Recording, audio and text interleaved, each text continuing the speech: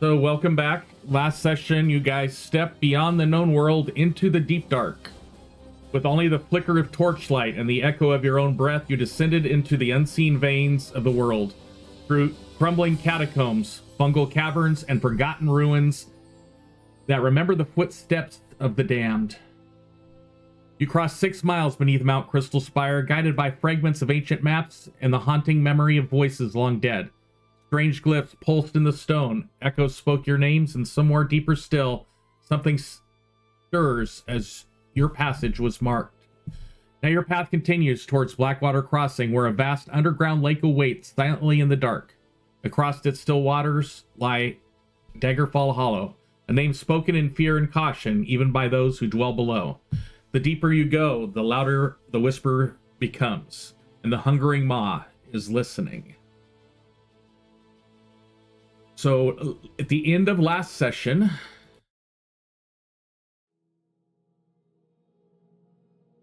let me make sure yep. I took you back to the...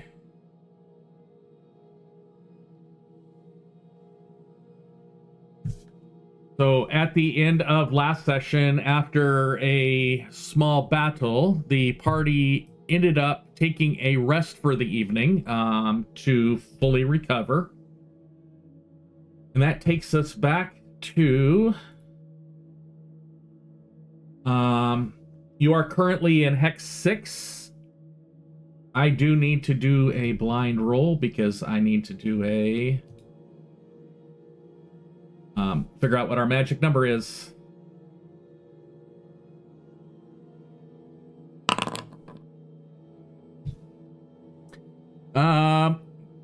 No problem.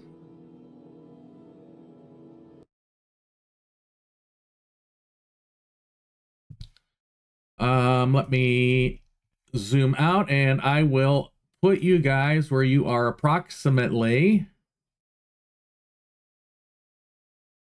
probably right about there right now. Little over halfway to Blackwater Crossing. Yep. Is there anything the party desires to do as they wake up from their rest and get ready to proceed forward?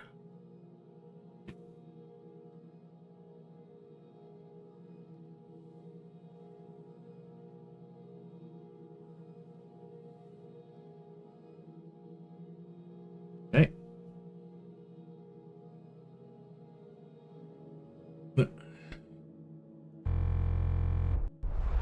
Wizard is gonna do other than just preparing for the journey ahead? Pretty much with Felser, just check inventory, make sure he got all his valuables, his little trinkets, and backpack and ready to go. Okay.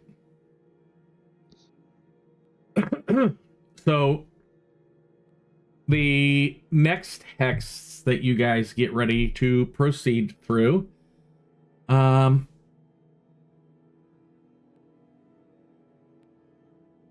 you traverse a precarious path carved into sheer stone, barely wide enough for careful footing. Below, an immense river snakes through the cavern like a black serpent. Its surface mirror-like still in some places, swirling with quiet eddies in others. No bridge spans its depth. Instead, your only passage lies along a narrow ledge, worn smooth by time and treacherously slick with moisture. The current hums a soft, rhythmic whisper that never quite resolves into words. But still, there is the feeling of language. The darkness beneath seems endless, swallowing even your bravest torchlight. Somewhere down there, something stirs. So this is going to be a set of skill challenges. There will be 5 of them. You need to, as a party, succeed 3 out of the 5, which means more failures than non-failures out of the 5. So, you had a question before we get going?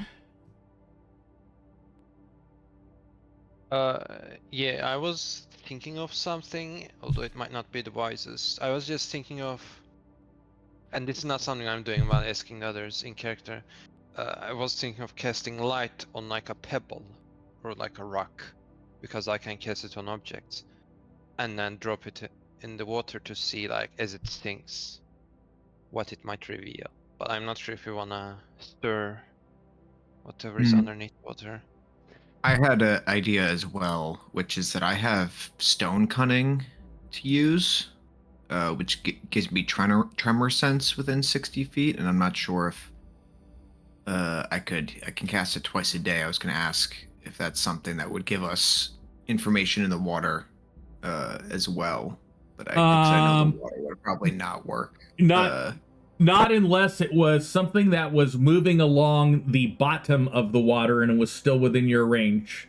So if it was actually walking on the we'll call this the river bottom,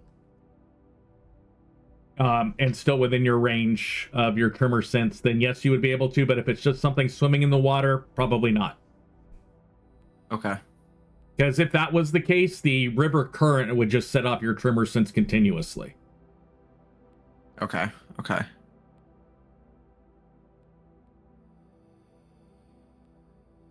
I don't know, what do you guys think? Should I throw the pebble or not take the risk?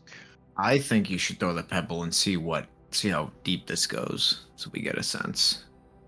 If I was gonna say, he's gonna stop humming to the tune of whatever the gibbering is, and he's gonna say, I do not think you should alarm whatever is in there.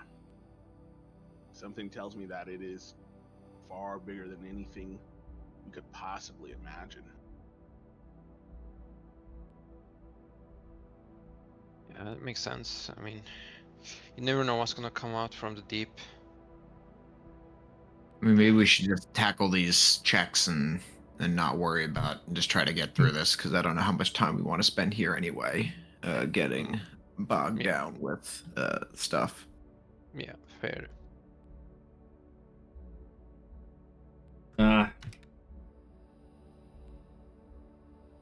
The ledge narrows as you guys make your way forward, slick with condensation and barely wide enough to stand. A misstep could lead someone to pummeling. Here are your options: acrobatics, perception, or investigation. Please choose whichever one you desire from your character sheet and make a roll, and we will see.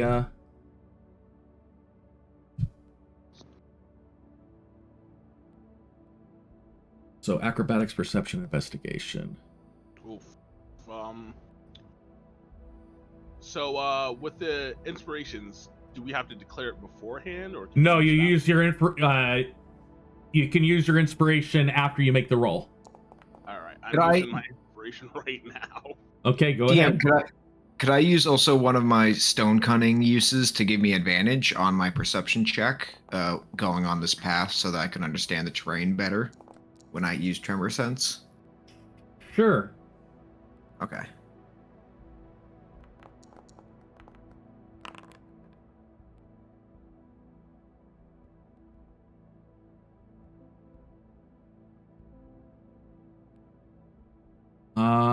Ferric. Richter.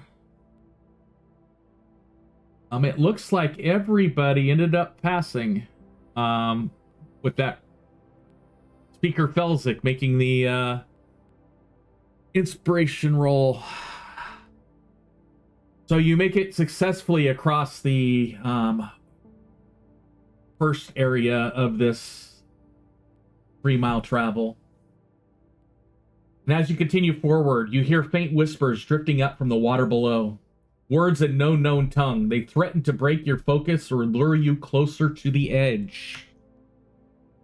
For this one, you have the option of wisdom or insight, intimidation or persuasion, or arcana checks.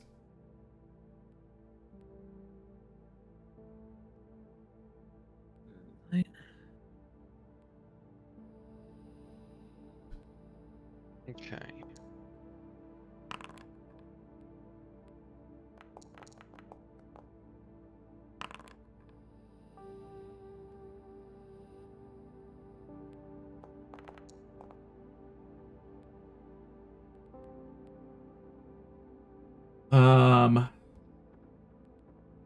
Belzik did a persuasion. So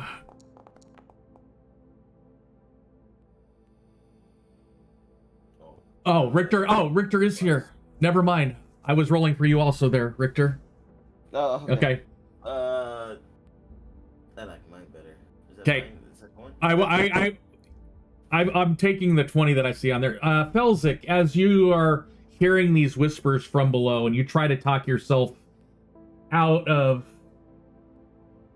going through and leaping off the edge like they're requesting you to do, you start to make that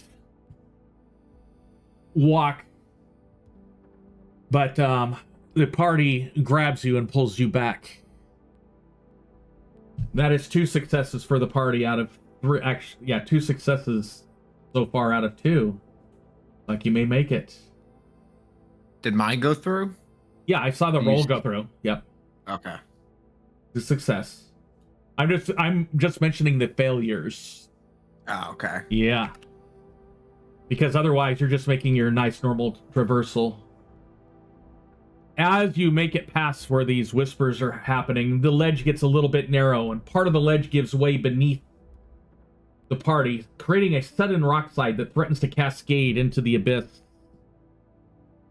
I need you to make either an athletics, sleight of hand, or acrobatics check to see if you succeed on staying on the path.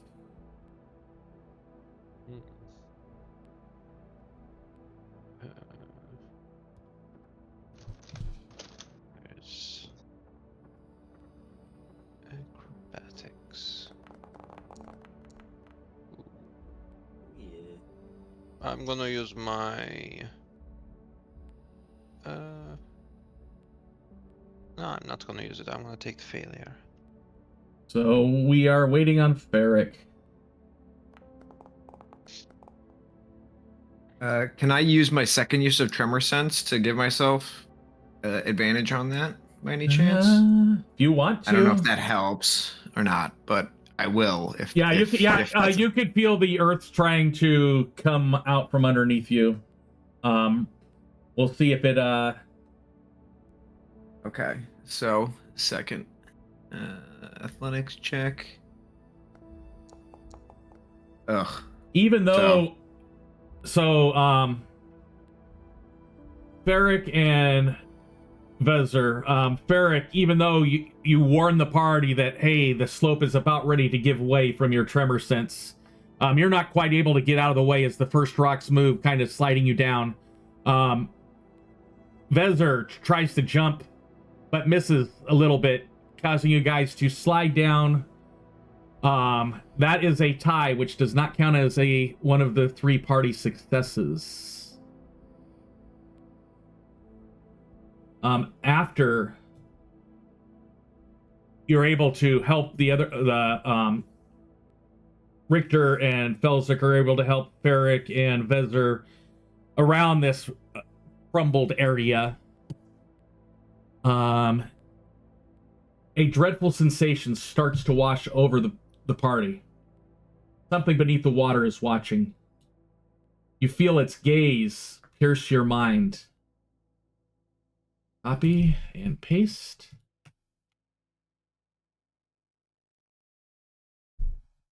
And enter. You can make a wisdom saving throw, a religion check, or a performance or deception check to try to keep this fear and maddening attention away from you.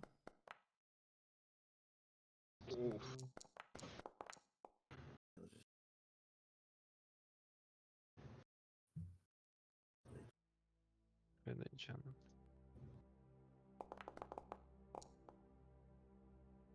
Okay, for this one I'm gonna use the inspiration.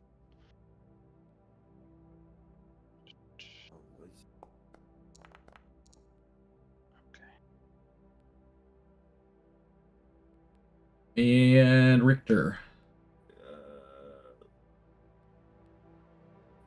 don't know.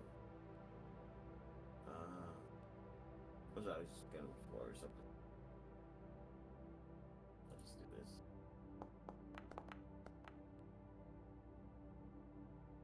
Wow. So past him.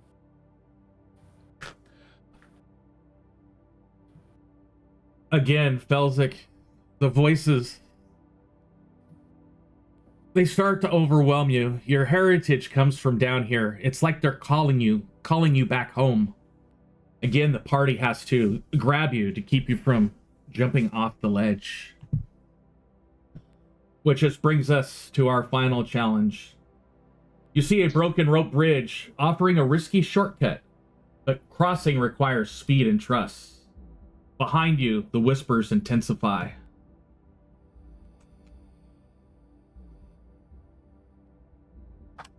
So what are we? Is this? You said this is the final of the 5. Yep. What are we at? 2 and 2 right now for how many successes? You actually are at 3, so it doesn't matter if you fail this one. Okay. I still want us to go through with it. Just okay. I just was curious where we were. Yeah, you were at 2. You had 3. You're at 3 successes already. So now you're trying to make your way across the bridge.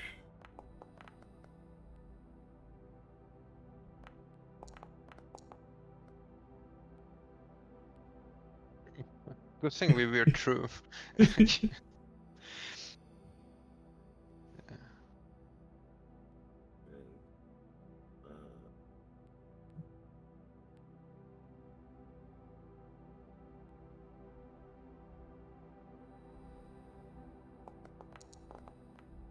Oh, no, my worst one. Oof.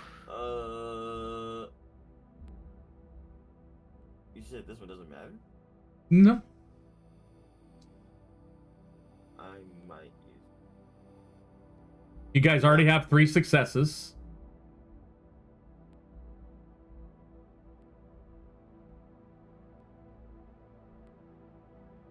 So you good with where you're at? Yep.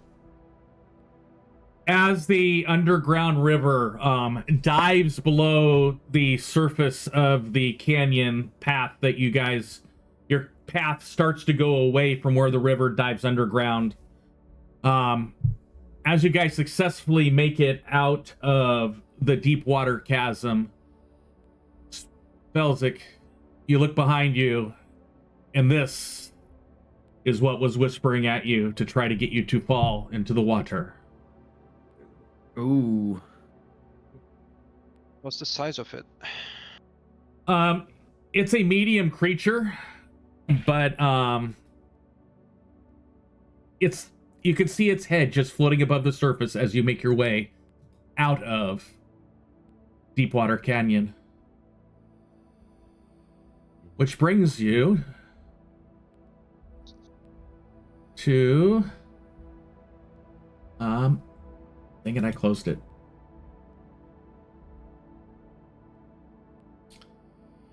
There we go. To our next region.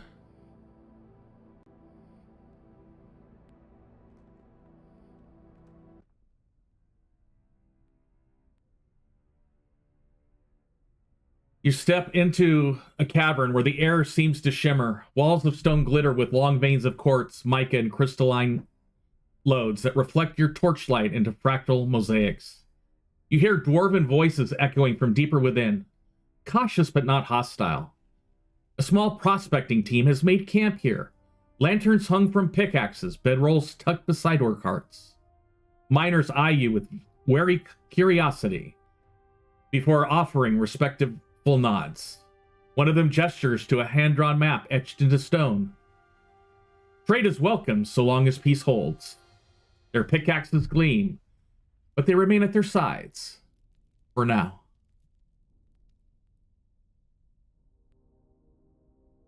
So this is the dwarven encampment that you were told about when you had your little excursion last session. And I do need to advance the clock 2 hours.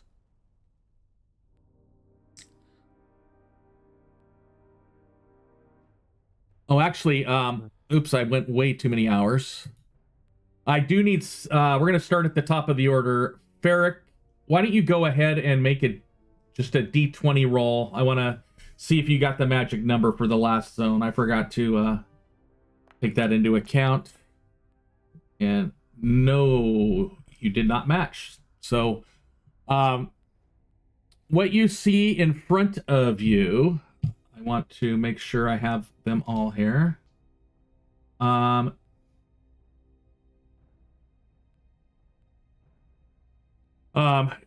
You see 3 dwarfs.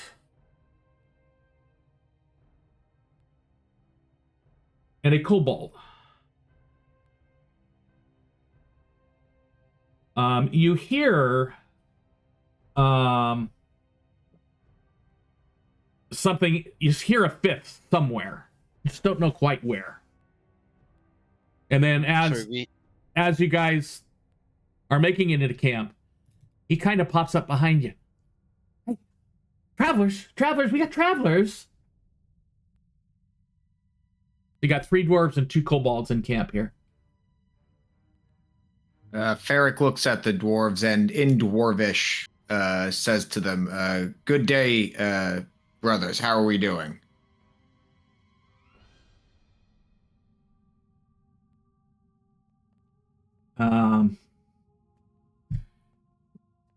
The female out of the group, she goes, I don't trust bright-eyed heroes. You smell like trouble and perfume.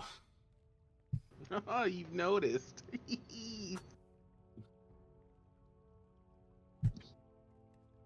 Noticed what?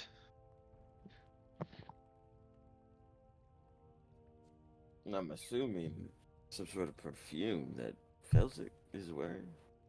You see him doing like fake puffs of it around. He's not wasting it, but you know, just you know. The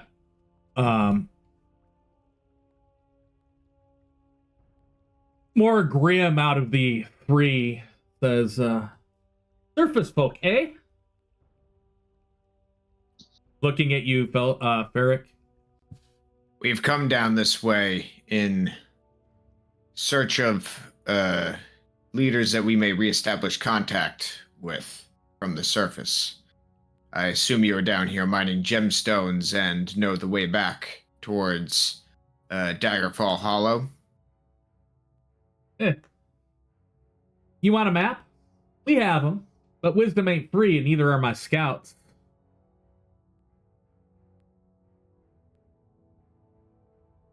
Well, So he does, I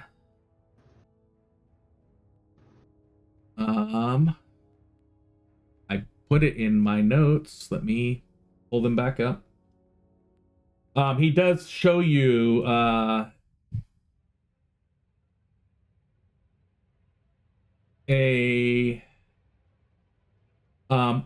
folded map. And it appears to have, basically just the region between here and Blackwater on it. But taking a quick glance at it, it does point out some hazards and possibilities of a side shaft shortcut through one of the zones.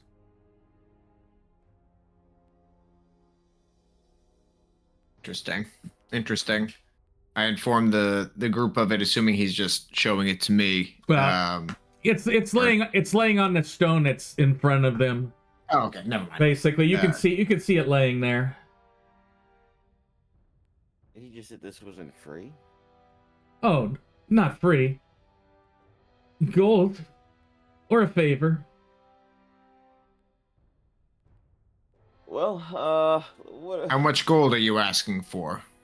A 15. In the favor? I do not like that. Let's just say that a little closer to Blackwater, there is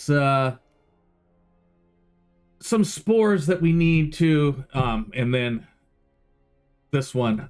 I got it. I need the spores for me alchemy. Alchemy. So you need us to collect the spores? Is that what you're asking? Yeah, either trade or buy them from you. But are these spores, do they come from sentient mushrooms, or is there danger involved? When you ask if there's danger involved, the one that appears to be the leader goes, the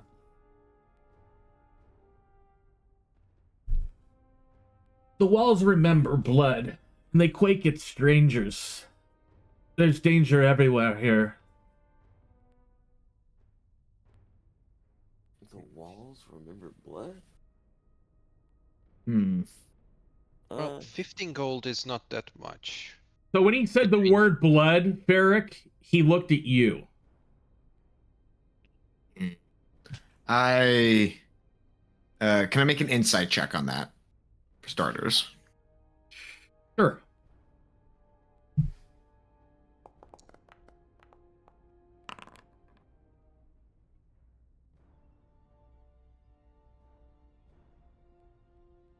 He seems, the impression you get is he senses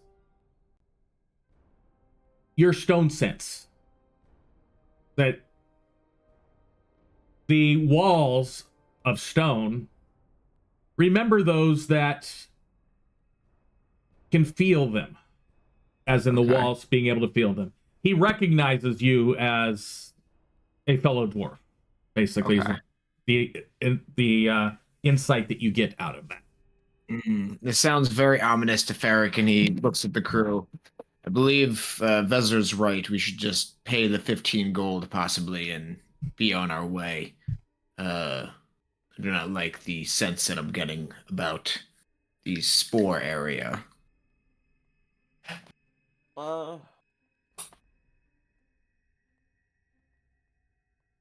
Any of you happen to be alchemists? Hey, yeah. No. I'm talking to Talking to your party. my fellow service I was trained as an alchemist in my college. I see. Are you not interested in finding out what some of these spores could be used for? Of course I'm interested, it's just that I have other priorities, and perhaps on our way back we could, depending on how much time we have, we could do something about it, but... I see. Alright, I'll take out 5 gold. Ferric offers 5 as well. Well, I have only platinum, so I could offer just 1 platinum, and then... Okay. And then the rest, one of you can give 5. Rick, you could have the 5. Ferric will pay together. Alright, okay.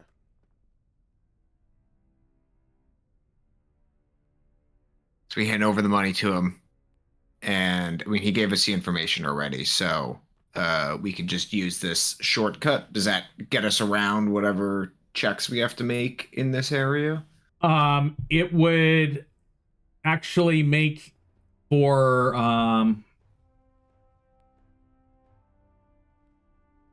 the map 10. Instead of taking you guys 2 hours to make that 3 miles, it would take you an hour to do that 3 miles.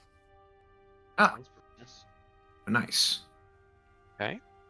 I have a question for you, folk here. Are you guys part of a clan?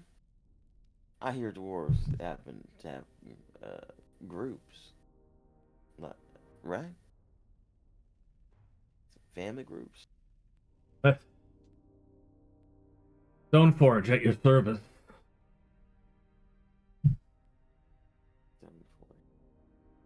And I'm an Imbrahan. Iron Vein. Do you all come from Blackwater Camp?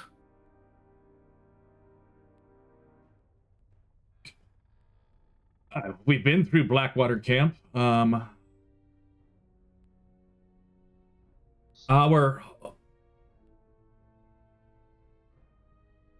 hold is actually at Iron Fang Hold, the fortress.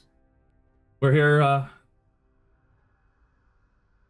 prospecting for ores, gold, crystals. And then the one of the kobolds pipes up with that and goes, "You wouldn't believe the shinies I saw down those cracks. Oh, wait, I drew it. Here, look." And he shows up a bright, shiny emerald out of his tunic. Is that the ore we were asked together? You were supposed to find aether glass. Okay. So this is not aether glass. That is not aether glass, no.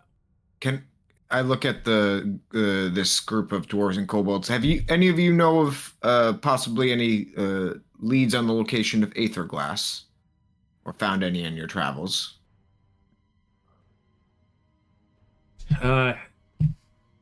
Not currently at this level of the deep dark. I do know there are veins of aether glass farther close to the second level. We've heard rumors of it going. To get down there, you need to go through the echoing depths. And you guys should have the map in your shared as part of one of the journals that I shared with you.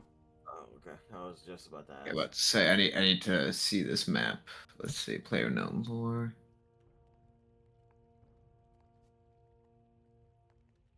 I only have books and player known lore, nothing with maps.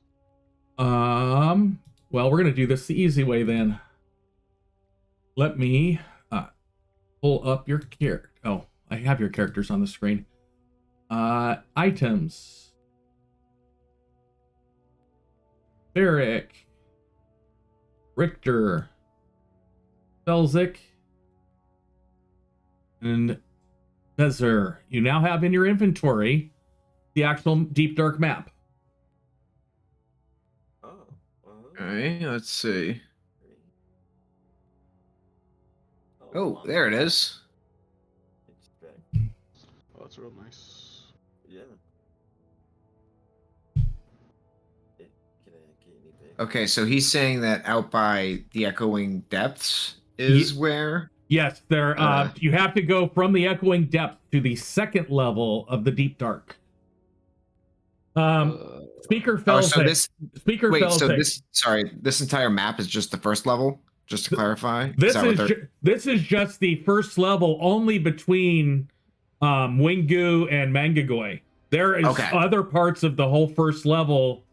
Then those parts of the first level link into the second level, which can lead you into the unfortunate third level. Okay, cool. Sorry to interrupt. I just wanted to clarify that.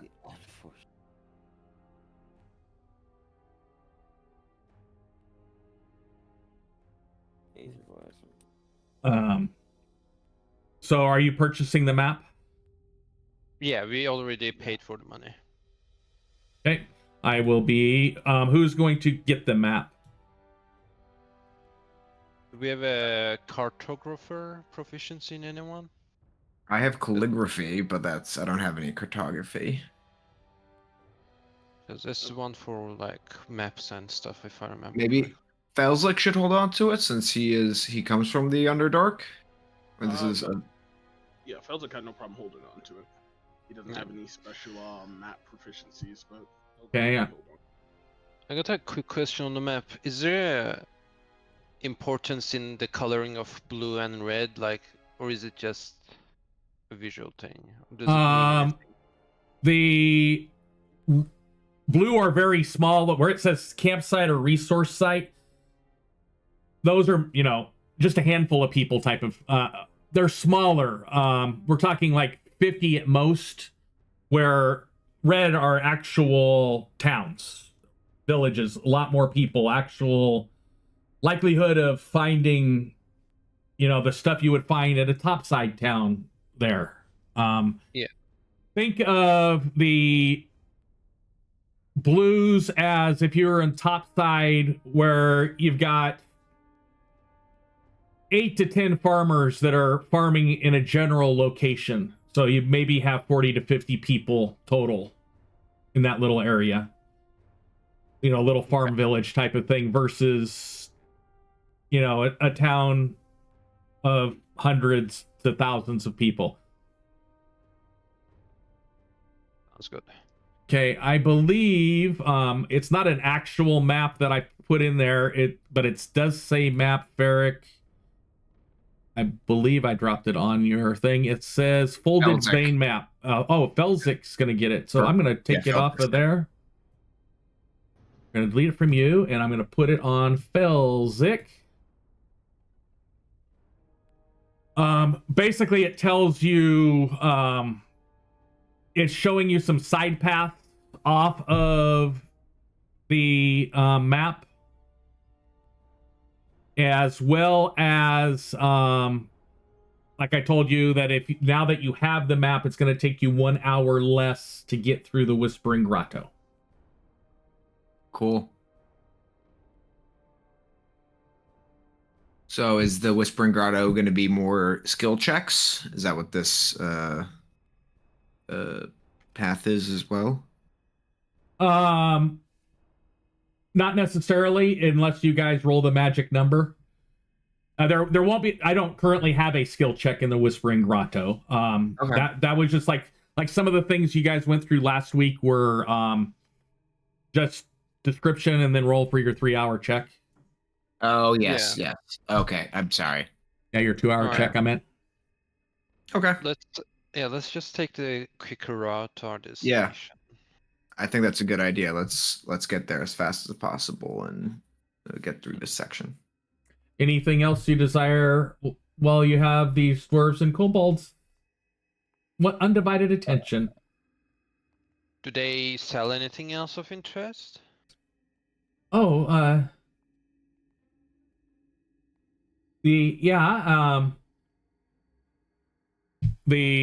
leader says, well, I've got an extra chisel. It's a masterwork tool which grants advantage on mining related tool checks. The one that was trying to trade some alchemy type stuff, he's got some crystallized sap. Can be used once for advantage on constitution saves versus exhaustion or poison. I'll be posting these in chat. They have 5 days worth of rations available that are stone bread and some deep shroom jelly. He does have a ring that he's willing to sell, which allows you once a day to reroll a failed strength check while underground. And Rekka also has an alchemist satchel, and I will be posting those items. Here. Puppy, can you get down? You guys went outside already. I'll actually post a picture of those items. That'll be easier than actually putting it in chat. I'm going to go to...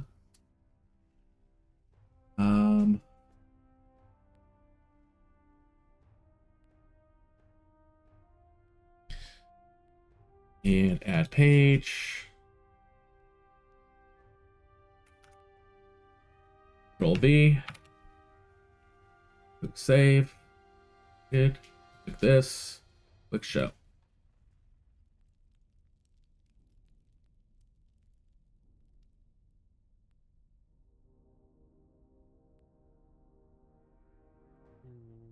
Ore sample? Yeah, the cobalt goes, what? If you're buying, I got this stuff.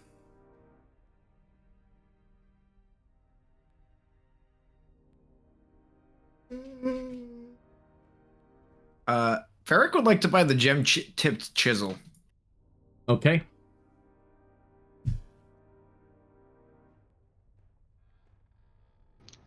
Yeah, if no one's gonna buy it, Felzik has no interest in mining, but was gonna pony up for it. Something too nice to pass up.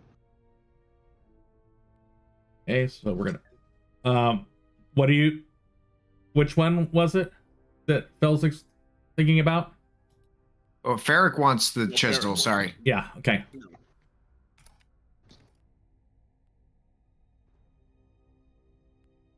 Except it's not a fem tipped chisel, it's a gem tipped chisel.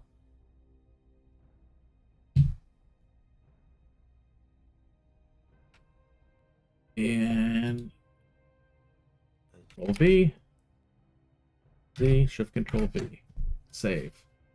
Go ahead and take that 25 gold out of your inventory, and I Right. will Done. put that on your character sheet. Once I figure out how to make the tool automatically actually give you a little thing that will pop up to get you advantage on those. If this was Pathfinder, I could do it easily. Anything else you guys are desiring to purchase? I'm good. Okay. With that, I'll buy it. I'm kind of interested in that ore sample. okay. Is that two different? Is it?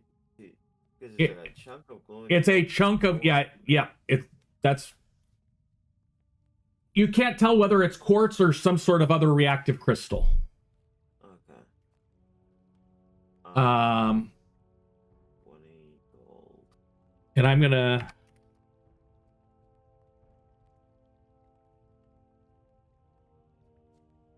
okay, and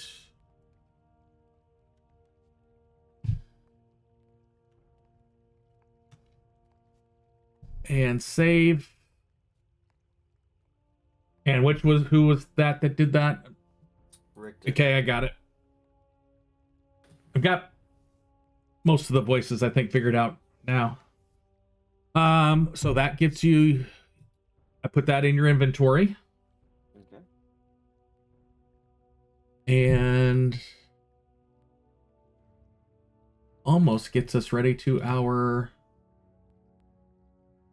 next location.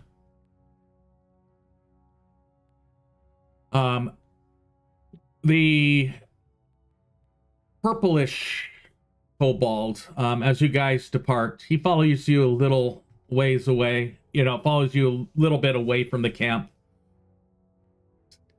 Just be careful. Come back. Bring things trade. If we can, we will. You too. Be safe, friend. As you depart the camp, the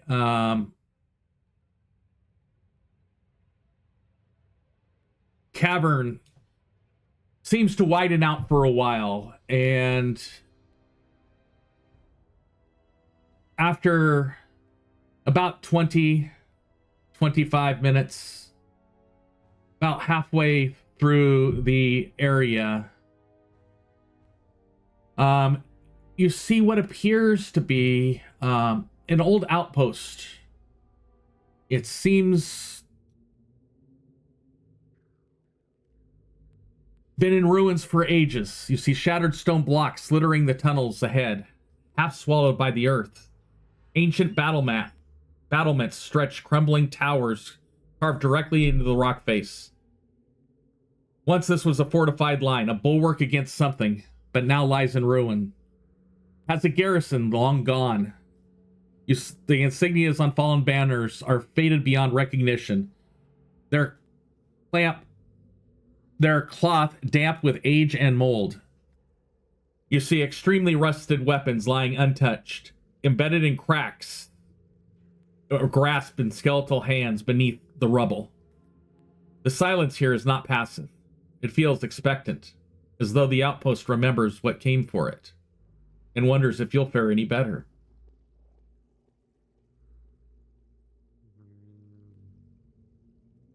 Interesting. Is the door open? It is. There is no doors. This place is just utter shambles. So that's a theater of the mind picture. If you want an idea of kind of what the layout looks like in that cavern, I thought I put it in the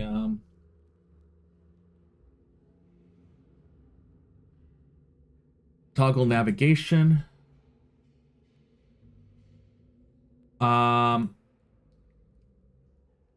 Activate. It's going to be black for you. Yep. What I'm going to do is turn off token vision and let you see the whole thing right now.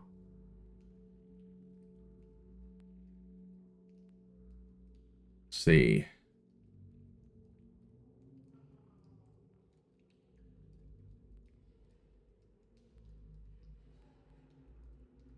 Basically the ruins of an outpost. Okay. And without you walking in, that's what you basically, that's the idea you get out of it. You want to walk in further, we'll do other stuff. Yeah. Wizard's gonna look around to others. There's no other way, I believe, so we will have to enter. Oh Yeah, no, I think no. that- This is off the. This is on the path continues to Blackwater ahead. This is off to the side of you. You don't have to go through it if you don't want to. Okay. I'm giving you the option. Okay. In that case, Wizard's gonna look around to others and say, I could send my owl to take a cursory look inside, see if there's anything interesting or people. At least, I think that's a good idea. yeah. Vezir, I'd like you to roll a perception check from your owl's perspective. And I'll also roll stealth for it as well, as it's gonna try to fly stealthily. Okay.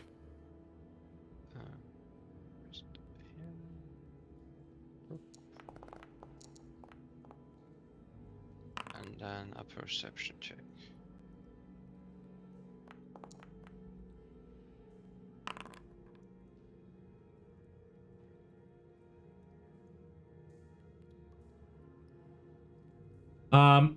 As your owl departs you, trying to sneakily fly in these underground caverns, it goes up kind of out of the way, looking over the battlements. It sees piles of skeletal remains. As it goes over the walls, it sees what appears to have been an armory of some sort. You do see the remnants of a forge with rusted weapons, pile of them there. As he flies over farther away, more skeletal remains. And then a building that appears just the framework of a building. An old fireplace.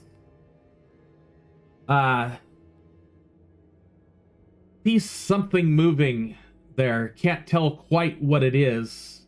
As he makes his way towards the south end of where that area would be, he does see swarms of insects in there. And he returns, not seeing any humanoid type things there. But definitely insects and all sorts of remains of, can't tell whether they fell in battle or just fell due to age. Okay. Wizard is gonna dismiss the owl to its pocket dimension and then tell others what he saw. It looked like there's nothing valuable in there other than danger, so we probably should just move on.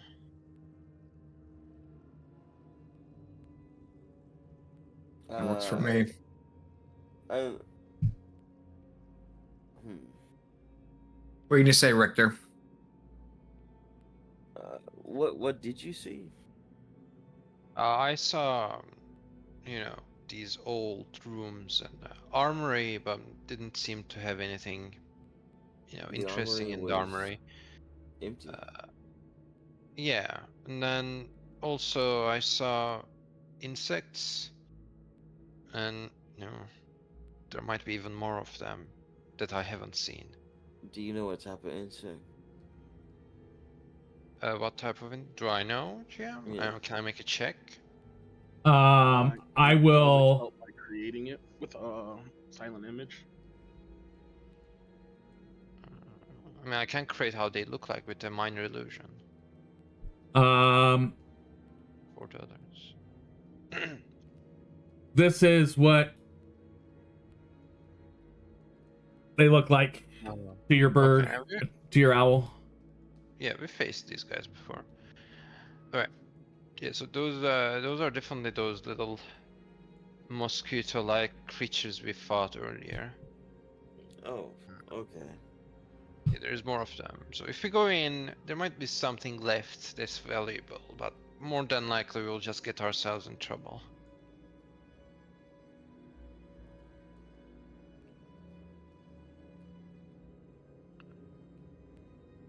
What do you say, Victor? You've been awfully silent. Well, I'm a very curious type. The fact that there was an armory makes me want to look for. Well, it even was this empty. little bit of scrap.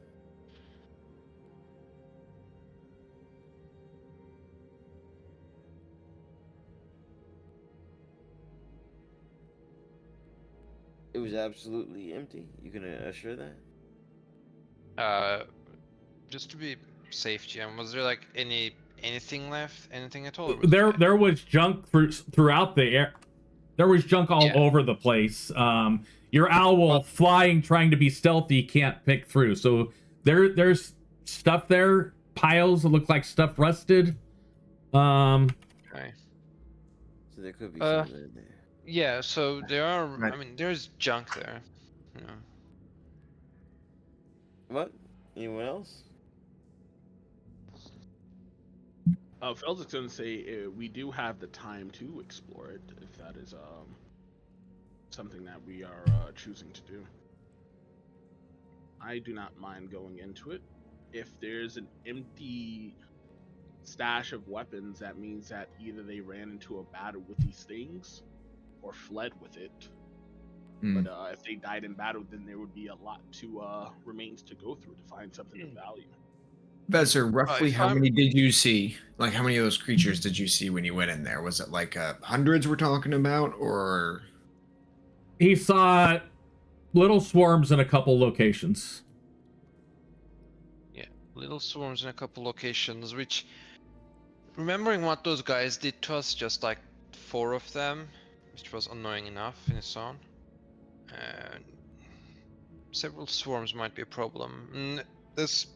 Remember, this was just a cursory look through my familiar. I might have missed even more. If I'm being honest, this is an encampment besides a road, Yeah. which means probably other people have traveled through here. Which also means there's probably been people that was interested enough to go in and try to loot this place. Anything shiny, interesting, or magical was probably picked by them, long, gone by now. My instincts and my logical thinking is telling me that it's just gonna be extra trouble we are getting into, and we might already find danger later on. Belzik, do you have it? What do you think? Well, we know these creatures encountering them, they aren't very smart. If there are swarms of them, maybe we can use our familiars to gather them or even lead them outside. Like using our familiars as bait to attract them out to leave the fort. I would prefer not to throw my familiar into danger like that. I do not have the materials to resummon it if it dies, so...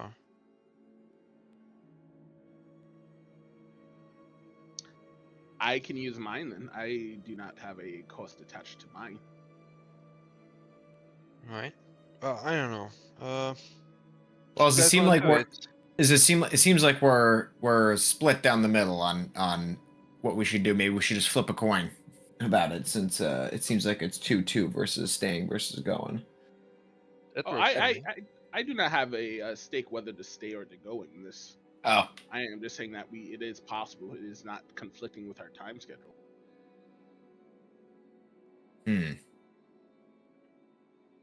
Well, Hmm. I mean, I made my case already. I'm fine with flipping a coin. We can just flip a coin, yeah, and just say whether we go or not. Keep it easy. Richter, you don't sound too happy with that plan. No. I'm okay with a coin flip. Okay. All right. Tails, we go. Heads, we explore. Okay. Like, you're talking about keep moving on versus exploring, like staying and checking out this cave is what you're saying. Yeah, explore Okay. explore the encampment. Okay.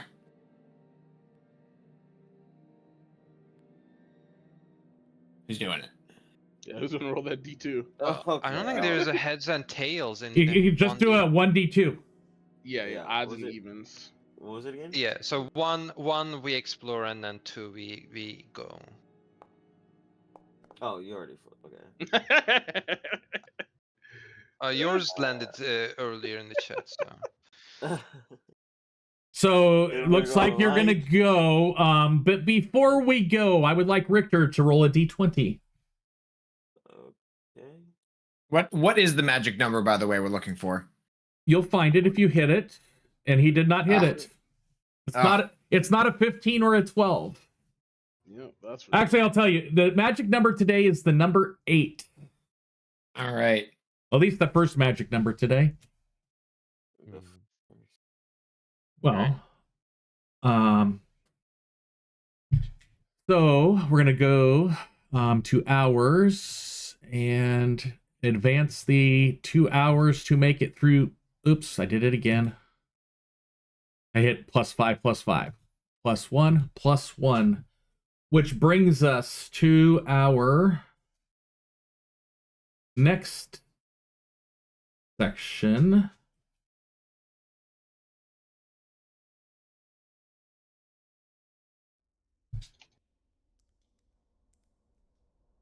As you pass and leave the area of the ruin battlement. Come on. How come you gave that picture? You go back to the ruin battlement really quick. And let's fix this. Images. As we're traveling, Felzik is going to share points with the map because not everyone has actually seen what's on the map. Of just like that little fort, little divergent paths that if anything interests, we could explore since we do have the time, or even coming back. I posted in the general chat if it interests anyone. While we're traveling too, Ferric would like to turn to Felzik and ask him how he came. Felzik, how did you end up topside if you originated from the Underdark? It doesn't seem like much immigration is happening between the two areas. Oh no, my people, we came to the surface before the pre-war, right when things were getting dicey. A lot of the Underdark that we see used to be open and used to be more accessible. But once the war happened, the Underdark kind of caved in on itself. A lot of history was lost, and our people managed to get out of the depths and return to the surface. So you were born in surface then? Say that again? So you were born, on the surface? Do we burn on the surface? No. We do not. She asked if you were born there. Born. Sorry, my bad. All of us were born on the surface, except for maybe, he's gonna count on his fingers, 3 of us, my grandmother being one of them. The rest of us are born on the, only know the surface. I did not know if they were verting down here, but from what my grandmother, the elder speaker, speaks of, our race was a lot different down here. We looked different, we spoke different, we sounded different. Well, enough generations must have passed that the cultures diverged a bit. It's only natural. Some think that, some think it's because of the sun. That it Like, had a how do different you- effect on us. How do you feel about encountering your long lost relatives? Is this something that you and your people have looked forward to, or is this something that you've never really talked or discussed? The elders in my family, they speak of the Underdark with almost a longing, but a lot of us Verdant have chosen to adapt to the ways of the sun. They do not think very much about down here. I am a rarity. I do am very interested with the Underdark, but being down here, it feels like almost like a calling. He kind of ponders Interesting. on it. Yeah, like something is trying to speak out to me, but I don't quite understand its words. Well, if we can re-establish contact with the surface for the people in the Underdark, maybe your people can migrate back here if they want I, to. I don't think they will. A lot of them prefer the sun. The sun has its own charms compared to down here. Well, I'll be honest, I don't see much charm in this place, but I'm sure I have a different perspective than the others.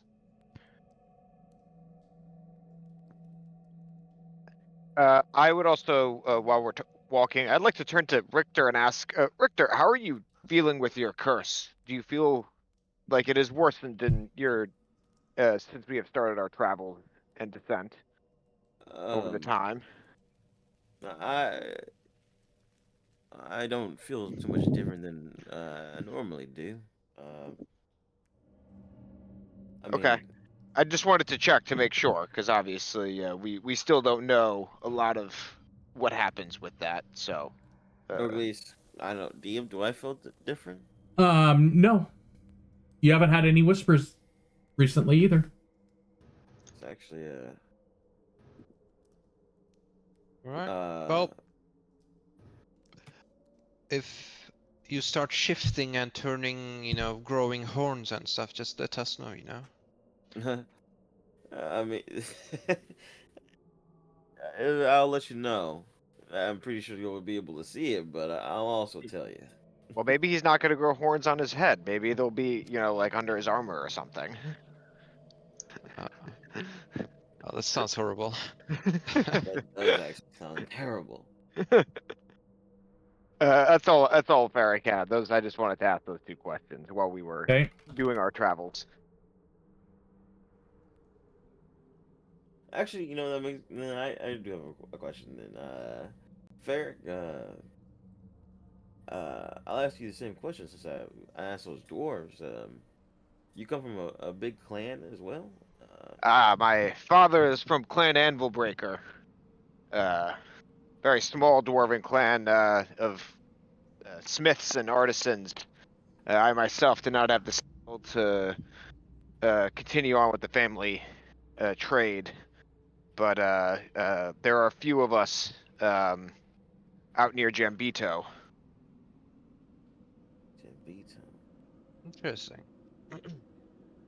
Well, this must be feeling different for you two than it does for Richter and me, I assume then. Yeah, I have no issue with being underground for long periods of time. That's I think just due to my dwarven blood. Makes sense. So what does make you different than the dwarves that were born down here then? The ones we encountered had much darker skin and gave off a very different aura. Okay, I guess I will let you guys know, as far as the lore of this world goes, all of the dwarfs started down here. Approximately 1,000 years ago, there was 2 out of the 5 major clans left and went topside. as trying to get more ore and stuff like that. There wasn't any animosity between the groups that went topside and those that stayed below, and they also kept active trade up until the time of the rising.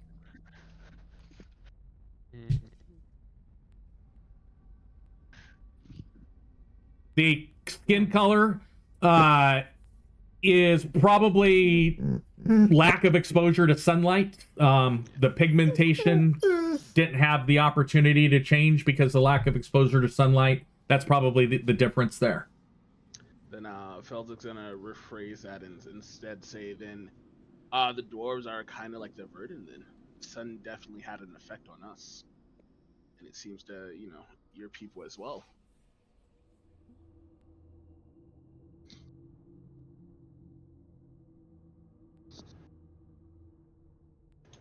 Okay, Sorry, was there still a question for me in there? I apologize. No, it was just a comment. Okay. Yeah. Okay, I will describe. This is the hex. It's only going to take you an hour to get through because of the map that you have. And the tunnel widens and it starts to arch. It's smooth walls, unnatural in their curvature, almost sculpted. As you move, sound behaves strangely. Every footstep, every breath seems to echo, not outward, but inward, folding around you in delicate layers. Then come the whispers, dozens of them. Soft, fragmented words in languages known and unknown, none louder than a breath, but all eerily close. You whirl, searching for the source, but nothing stirs. Only acoustics remain. Perhaps it's merely the cavern's shape, or perhaps something remembers every word ever spoken here. And by using your map, you are able to bypass most of the whispering gallery.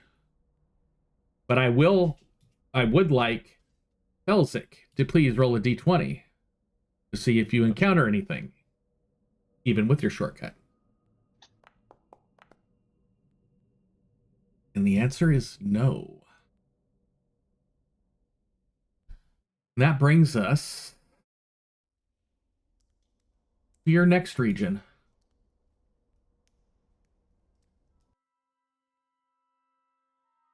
The gloom gives way to strange luminescence.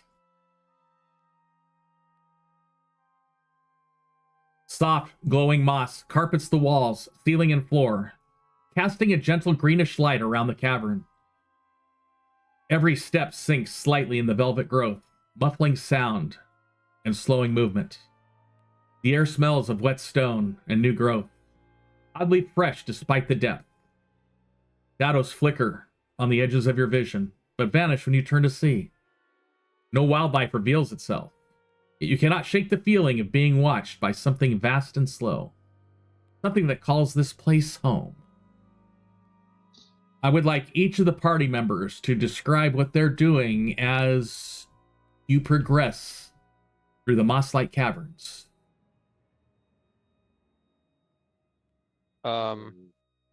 Weather is going to use his alchemist kit to just get a sense of the biology around here. See if it has any like properties that can be used in alchemy.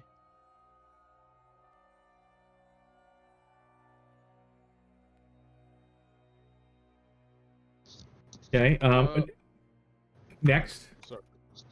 Felzik will just be humming an amalgamation of what he perceives perceives the sounds of different things calling out to us down here. Just humming like in a very I guess creepy tune to himself. Farrick will be holding his holy symbol and basically walking around looking for the taint of evil on this place and just making sure that it is a natural location. And Richter will just be in kind of awe of the environment, the glow, the green glow from, I'm guessing, the moss. So he's just kind of looking around at all of the pretty lights, trying not to step on any. Okay. Vezir, the first thing you do notice that the moss is luminous. So I would like you either to do a nature or alchemist tools check, please. I will make a tools check.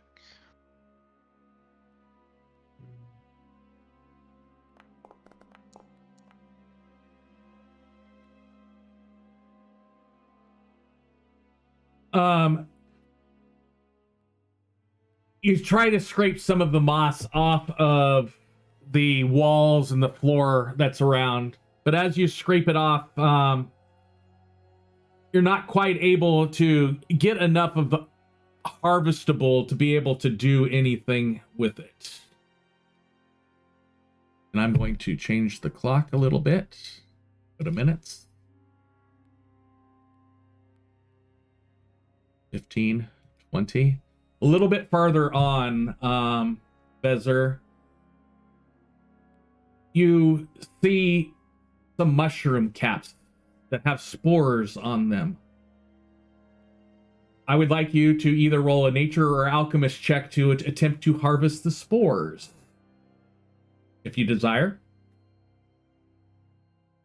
Yeah, I'll attempt it.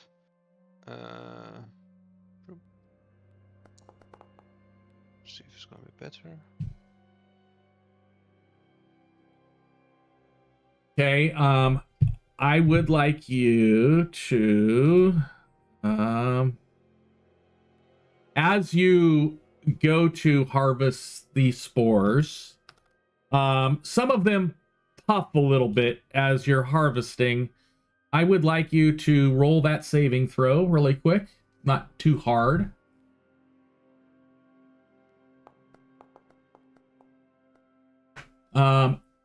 Definitely. You're able to get what is called Spore Lace Veil. I will make an item of that and put it in your inventory, which will describe what it would be useful for. Item. All this loot for now. Roll V.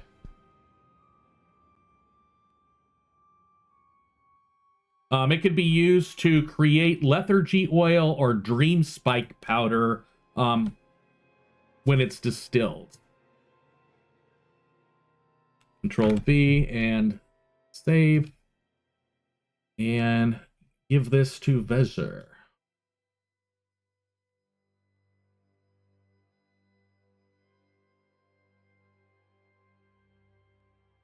And as you make further travel, so this will be going to minute 40, 5, 10, 15, 20. Part of the wall seemed to be emitting some sort of resin. It's almost like a sap being secreted by the walls.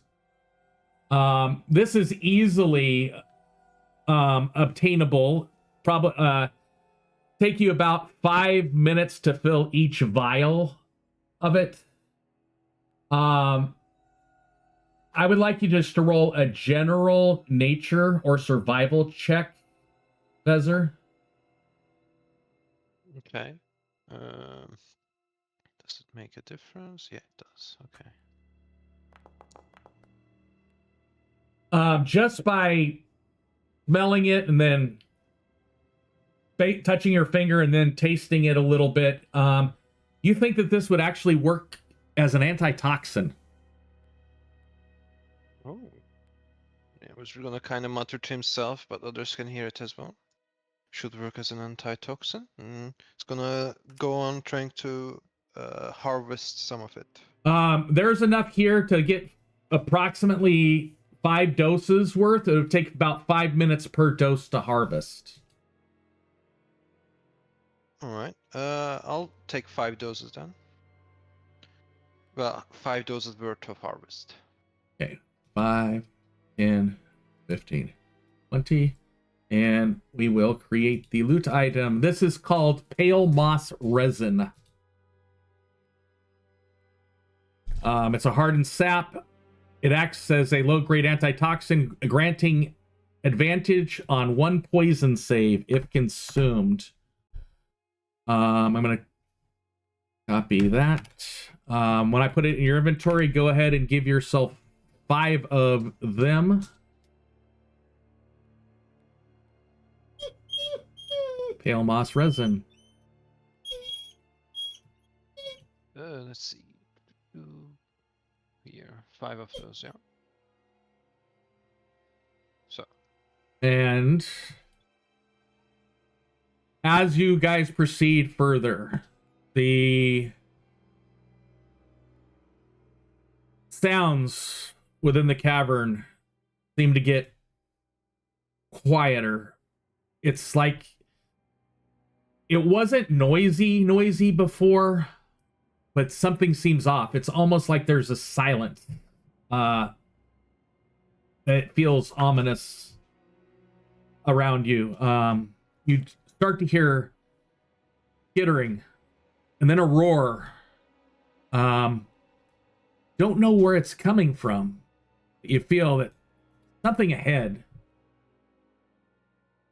is a potential problem. I need to fix that. And with that, we're going to hit delete. We are going to bring you to a map for the rest of the exploration of this zone. Richter, Bezer, and Bike. Need to fix this guy's prototype token.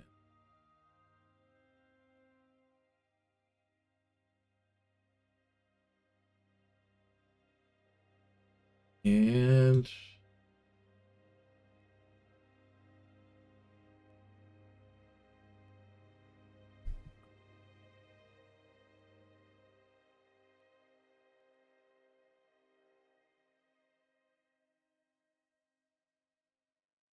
sorry about this. I'm going to get you there in a second. No worries. I thought I'd saved an image to a prototype token, and I didn't, so I just saved it.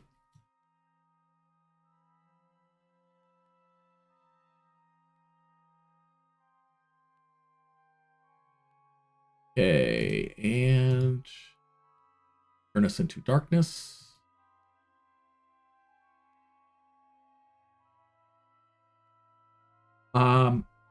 This area, even though it's underground, the moss does give you that luminescence around, providing enough light for most of you to see by.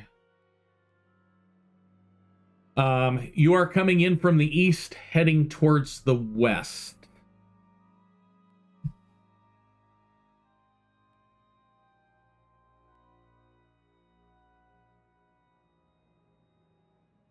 Like to know what the party's gonna do. You guys are free movement, exploring this area. You heard noises. You're heading towards the west. Yeah. So. Oh, never. Oh. To the open caves that are on the map. Okay. So we hear the roar. We're not sure where it's coming from. It's coming from in front of you somewhere. Somewhere way out here. The noise is echoing off the walls occasionally. I will pull out my weapon and look at everyone else, and I'll just whisper. I'm gonna attempt to be quiet, but everyone keep an eye out. And I will move forward and stealth. Look at that disadvantage. Barrick will follow closely behind Richter quietly as well. Okay, I Wizard was. is gonna follow as well. Blind stealth roll. Oh, excuse me. Yeah, so anybody who's stealthing, go ahead and roll blind stealth for me, really quick.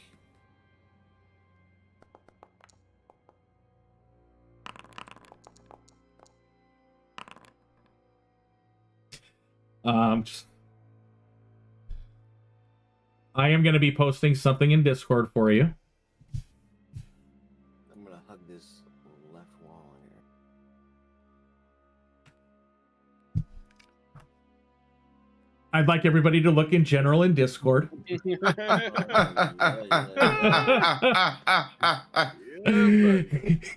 So we are the quietest bunch of people in the entire world, is what you're saying. You think you are the quietest bunch of people in the entire world, is what you are saying. Yeah. Yeah. But as you guys start to proceed forward, I would actually like you to roll initiative based off of those rolls. Yeah. Fantastic.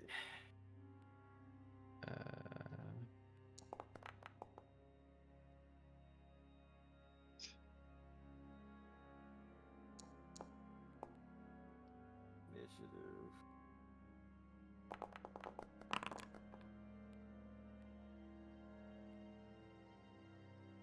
That roll for me? Yep, everybody has rolled. What is going to happen is I'm going to cycle through the initiative order for one round before I'm going to let you guys take actions based off of the noise, your unstealthiness, let's say. You're not used to this topology with the moss and the slime all over the place. As you're stepping, trying to be stealthy, it's just making squish, squish, squish sounds. I am going to get him.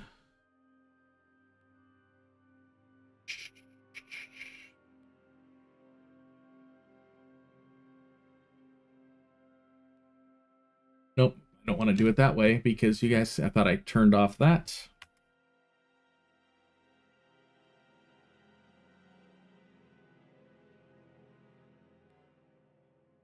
And we're gonna skip Richter, skip Ferric.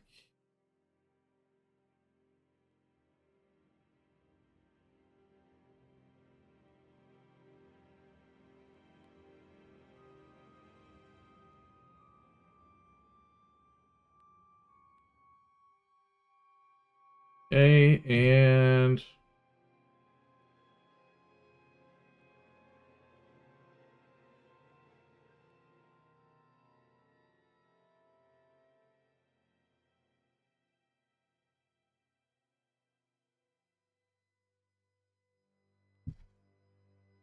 so Richter, out of the corner of your eye, at the corner of little mouth of the passage of the caves, you see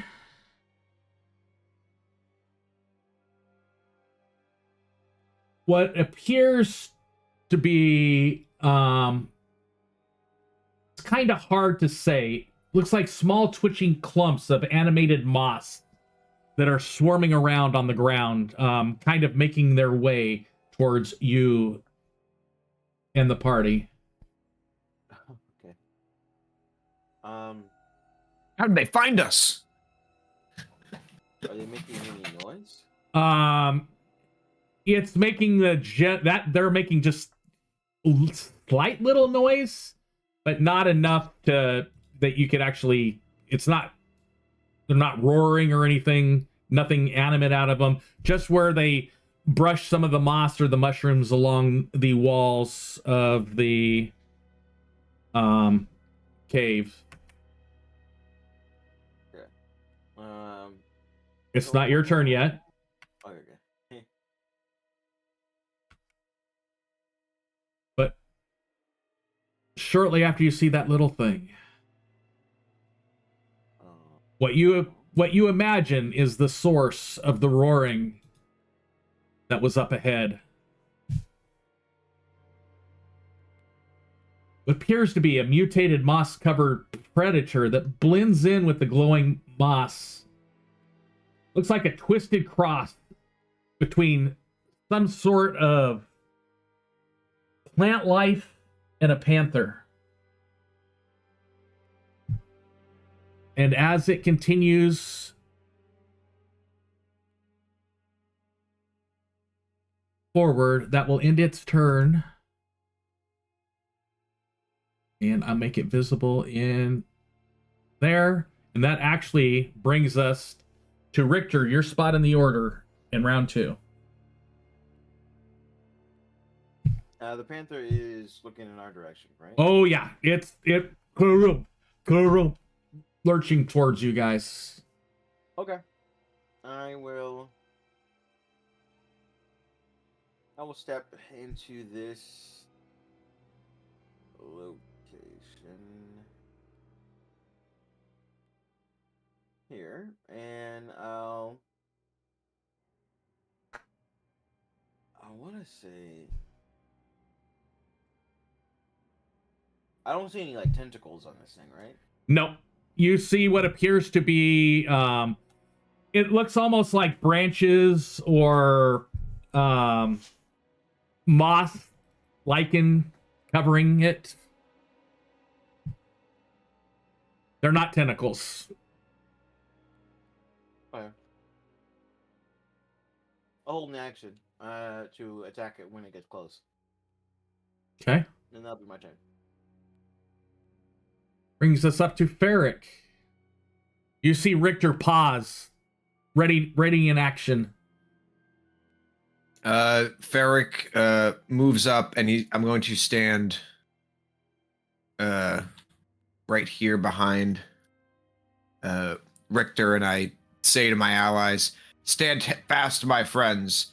We shall break this evil here in the depths of the Underdark." And I'm going to do the classic bless on everybody to start us off.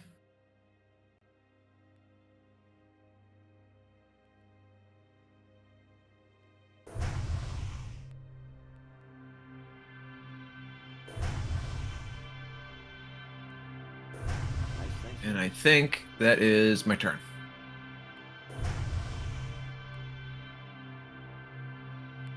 Okay.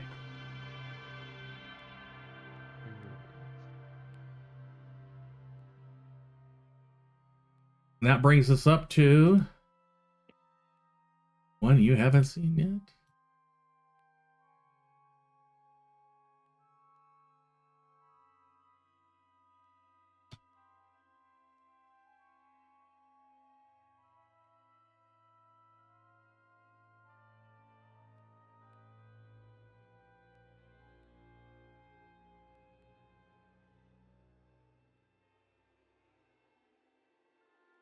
And that is its turn, bringing us up to Vezir.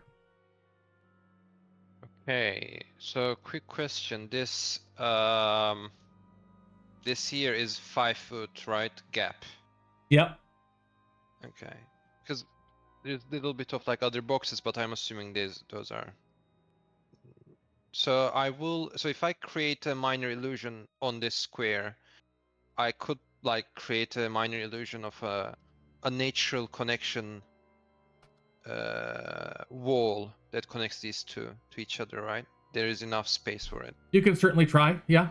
No, so if you were to do your minor illusion as because it's 5 foot wide, right? It is one square. Yeah, it's one square, but there would still be this region right here and this region right here that would not be covered. Okay, never mind then. In that case, I will move here, kind of taking cover besides the wall, and then I will hurl a firebolt at the big guy. As I open my wizard spellbook. Let's see.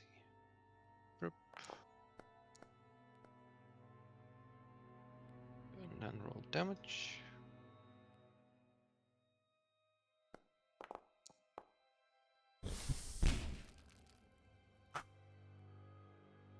And the firebolt comes through, and you, as it makes contact, you see the creature just open its mouth and start to snarl towards you. Did it seem like fire was extra efficient? No. Okay. That will be my turn.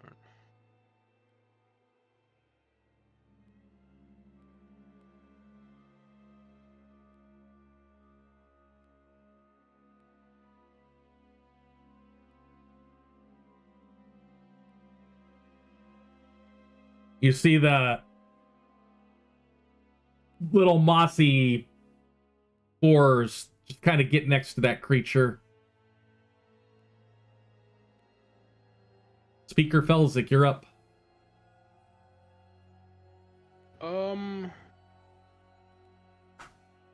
So this creature here has a lot of traits of a panther, but also sorry, say that again? Yeah, so it's shaped kind of like a panther, but you don't see any fur or hide underneath it. All you see is branches and moss covering this thing.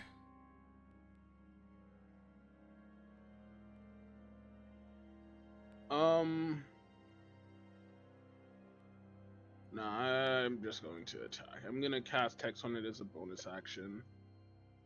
Mark target, and then I'm gonna cast Eldritch Blast on it.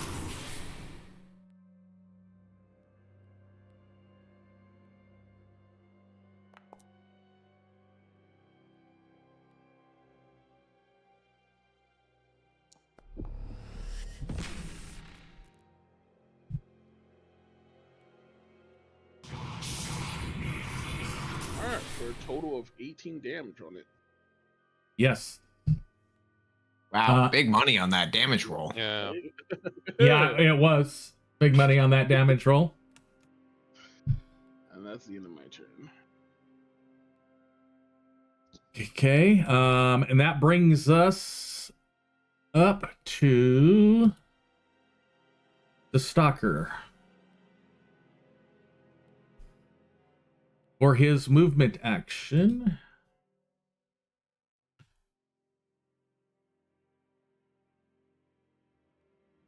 he is going to move up next to Richter. Then he is going to...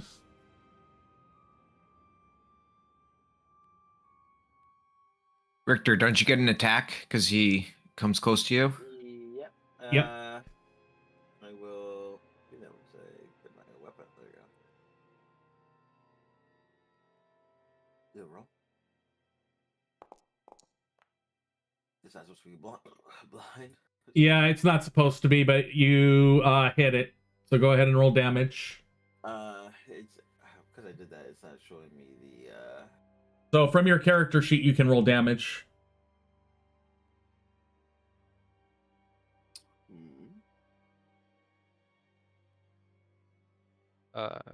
If you don't know how to do that, you can also just manually do. You have a greatsword, right? So 2d6 plus your modifier. You should just be able to click damage from your sheet, right? Let me check my own sheet. Let's see. I'm opening up Richter's inventory. Great sword. If I click that open, nope. Another reason why I like 5e. Yeah, just do it back. Use the dice at the bottom to create your roll. Okay, so that was a. Let's see, it's a 2d6 plus Your strength modifier. Plus 3. Yep.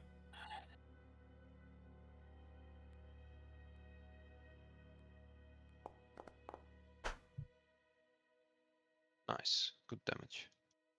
And so I will go ahead and do that to him. He took his damage, and he will continue his turn by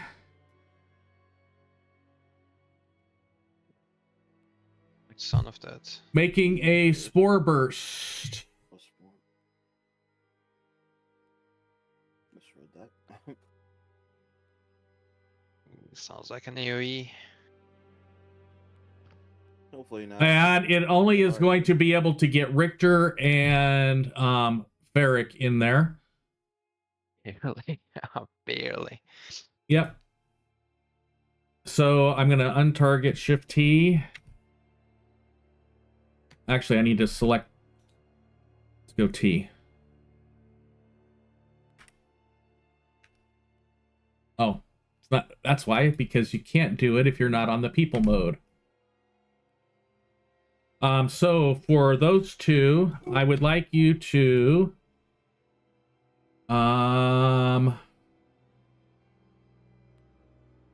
roll this saving throw.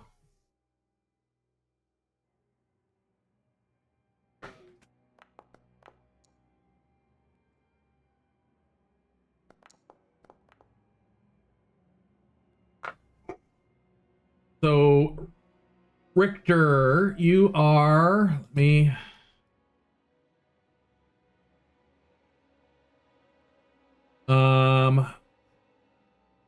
poisoned 1. I'm trying to figure out how to put that effect on you. Be quiet, Chewie. Come on.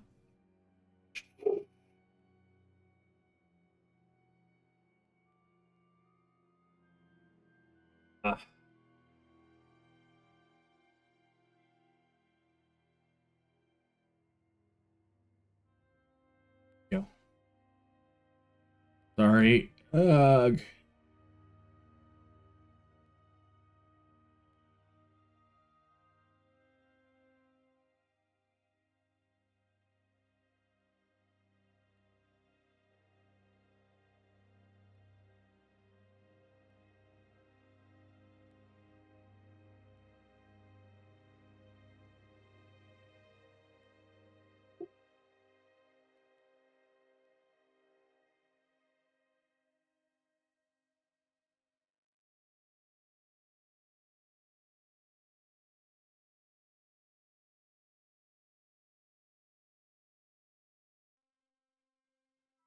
Oh.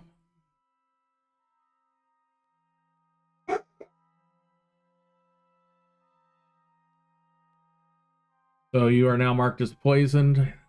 Oh, that's how I do it for you guys. Okay. And then he is going to make his attack. That was his bonus action. His attack is going to be to use his splash at you. Reaches out with its claw.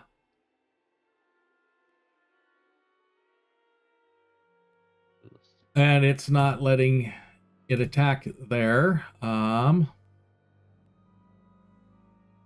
Is it the map blocking it? No, it's the...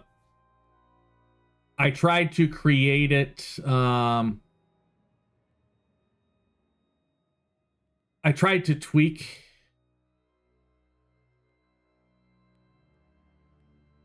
So I'm just going to roll a d20 and add his attack modifier and see if I hit Richter. And this guy has a modifier of... Okay, I don't like D&D in Foundry because of trying to make creatures that are not right out of the book are awful. I'm going to say that that does hit Richter because that beats his AC. So he is going to do...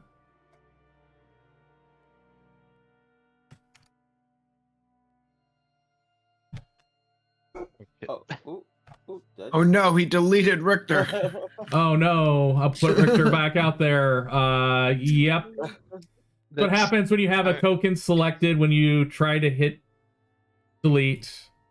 Did that roll come in there? Oh, it won't let me. Damage roll? No. Okay. 3 damage? And yeah, so that's a nice wimpy. Did that knock me out of the turn order by accident too?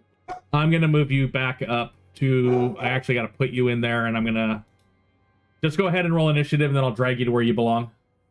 Okay.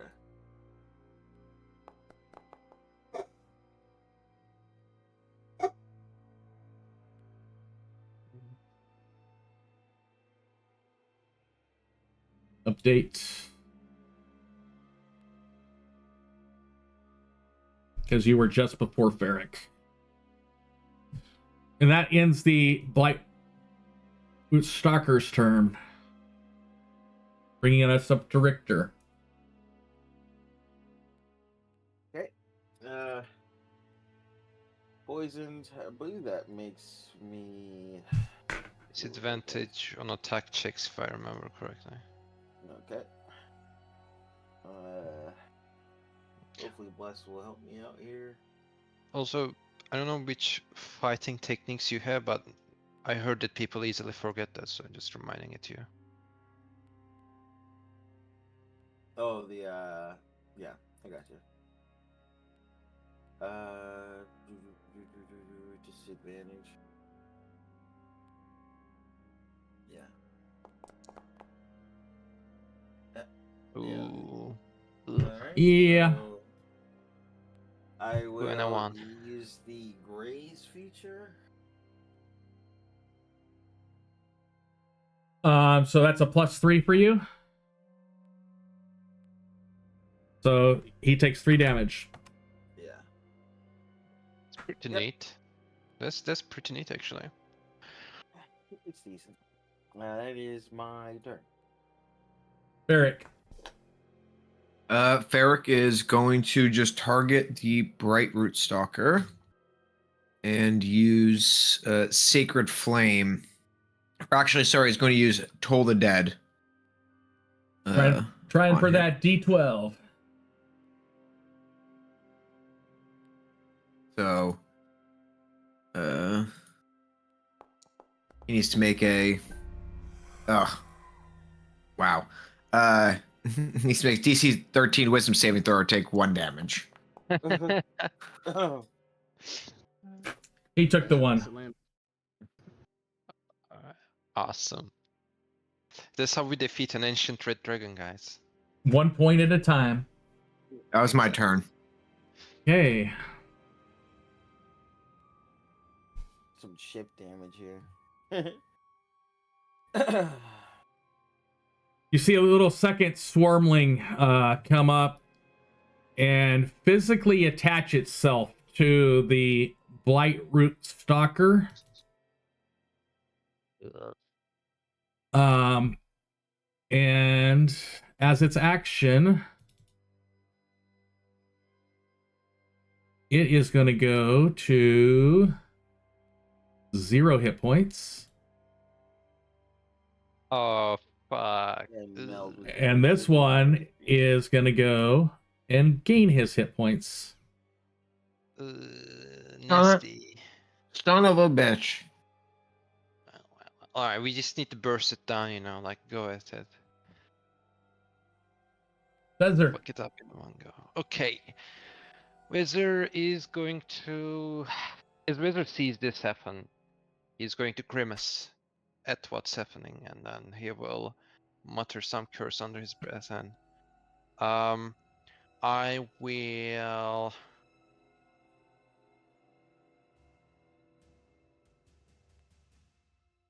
I'm going to do a... who goes after me? One of the Mustang swarms. Okay, I'm gonna cast Magic Missile.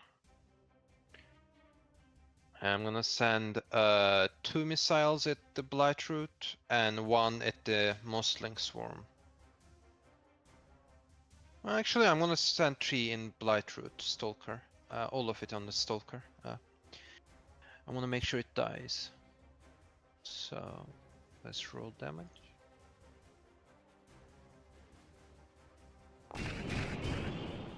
I don't know why it was hidden.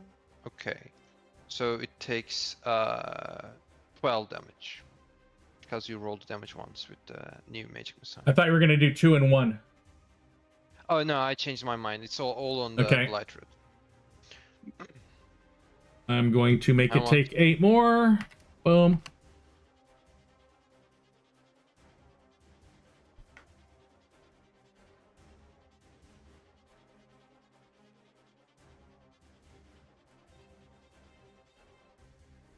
Anything else? No. So actually I will move. I'll move here. So that's my turn.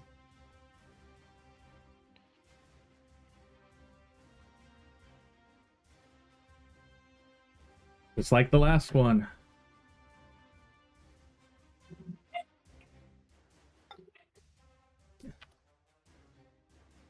It goes up, attaches itself to the Blightroot Stalker, transferring its internal energy to the Stalker, bringing us up to Felzik.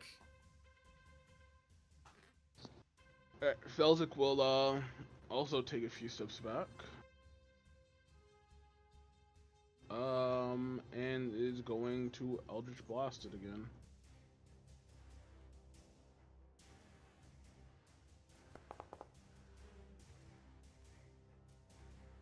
Definitely hit. Ooh, Jeez. Oh. nice. Fantastic. That's pretty good damage. Yep, 17 in total. The hex went through. Yeah, we saw the hex. I saw the hex, and I did not see it do damage to it. Yeah. Yeah, the hex is wired weirdly in Foundry. I don't know what it is, but it doesn't, count as a damage. It now does. He took it. Alright, and that is the end of my turn. Okay. That works out.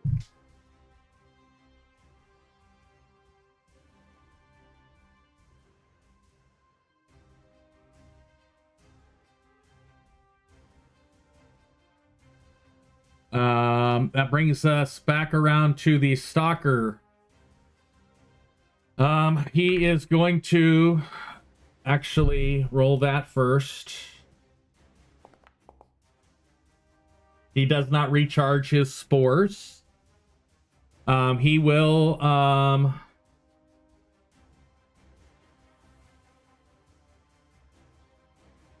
attempt to hit Richter.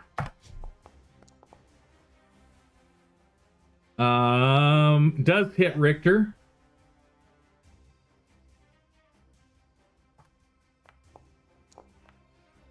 For 5 points of damage.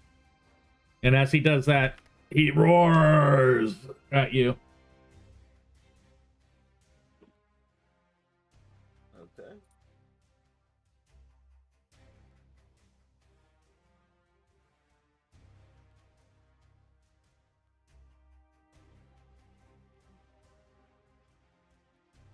And that's the end of his turn.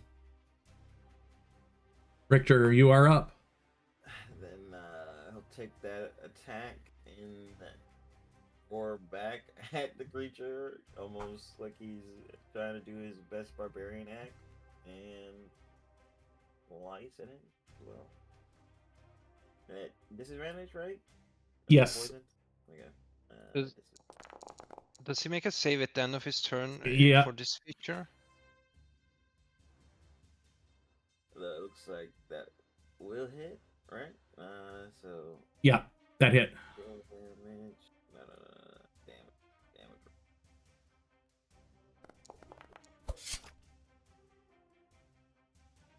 Fantastic. And he'll just drive, bring his greatsword low and drive his sword into the roaring mouth of the creature. And as you do that, the creature falls dead at your feet.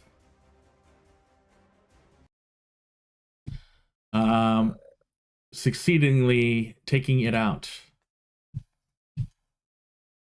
That in combat? Yes, it will. Once I Richter, click that. Richter will cough a few times to look back, and he's like, "Great job, everyone." Oh, Are you two okay?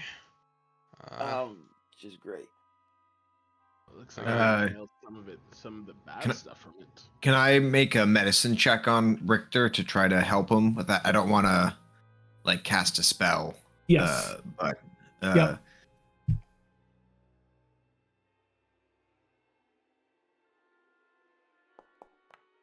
I think I got some of it in my mouth. got a 14. So, Richter, go ahead and roll a Constitution saving throw +1. Actually, I'll do it this way. Richter, select you. I'm gonna go here. Am I blessed still in effect? Yes, it is. As it just falls off, it is. It'll still be in effect.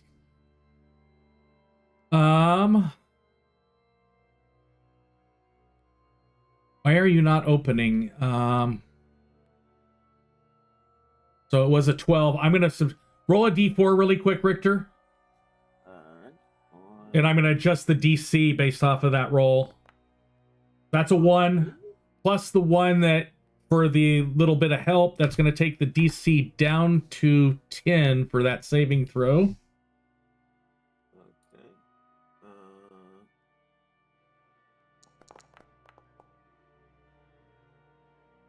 And you succeed and are no longer poisoned. My Lord.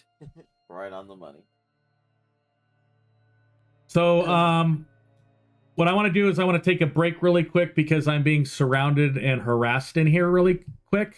So we'll take a quick 5-ish minute break or so. Cool. And, so in 5e, it does not post a little screen for my summary view. So I'm going to change my Foundry screen really quick, and I'll be right back.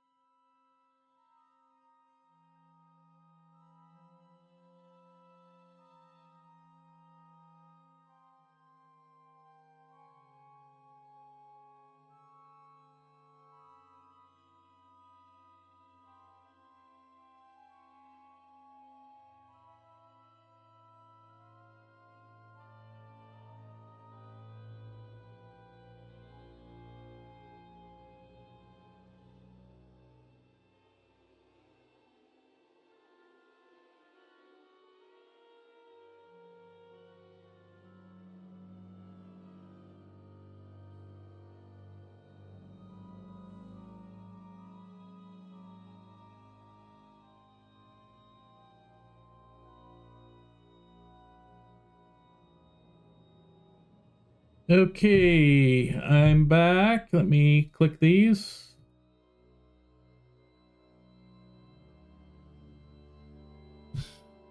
And okay.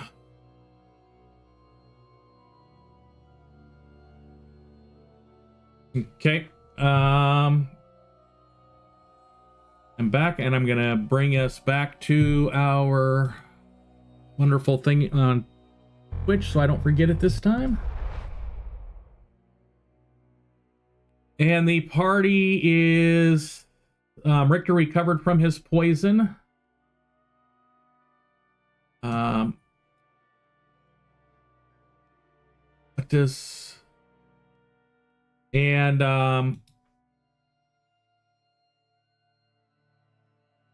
you have defeated the stalker and the two swarms. Actually, the swarms defeated themselves. And I think we deserve credit for defeating the swarms. yeah, you got XP for that. Big old pat in the back for Richter, too, for that fight. I didn't do anything Hip, hip, special. hooray. Thanks for being our meat shield. Yeah, more or less, yeah. Yeesh. You're welcome.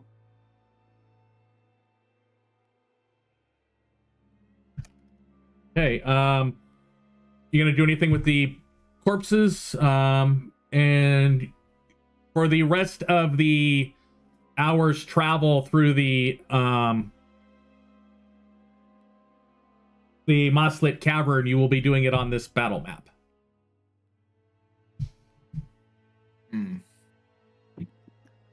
Can Scavenge for the bones of this creature, if there are any. For bones, don't necessarily find bones, but you do find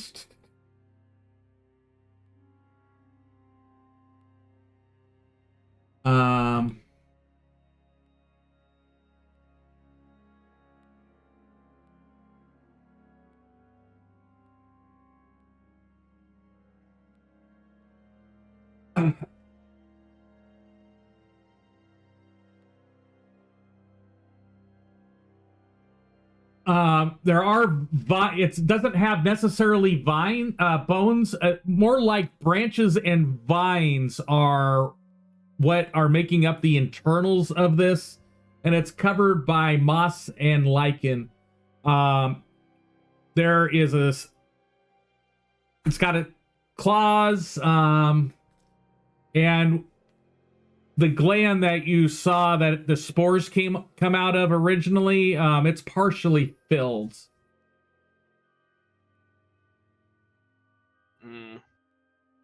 This creature was completely made of plant. I wonder why it took the form of a creature, of a panther. Very peculiar. Assimilation?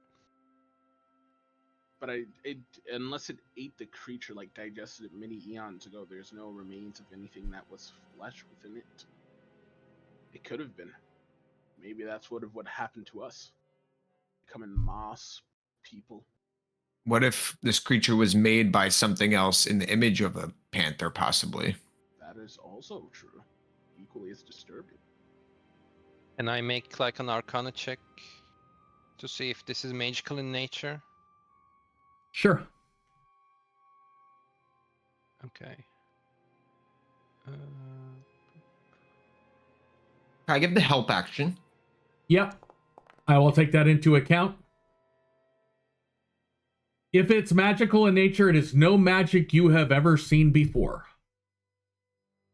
Okay. Well, if it's been turned into this as a result of magic, I've never seen something like this. But I also know a lot, so it's probably something else.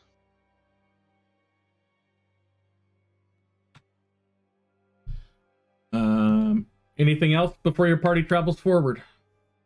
I think I'm gonna take a sample. Yeah, that's exactly what I was gonna say. Just tell everyone who was interested about the rest of the spores within it. So here's what you can attempt to harvest. Thorn vines, a resin slick claw, the gland, or its heartwood. Boy. And it will take a successful nature check to harvest anything. I'm sorry, what were the harvestables again? Thorn vines, which are a crafting material. Resin slick claw, the spore gland, or its heartwood. Kind of with I was thinking of harvesting the gland so we can investigate why it's the way it is. What I'm going to do then is anybody who wants to make an attempt at harvesting anything, I'm looking at tools, and none of those tools come into play. Anybody out of the four, if you want to roll that, and if you succeed, I will let you make your pick up what you get.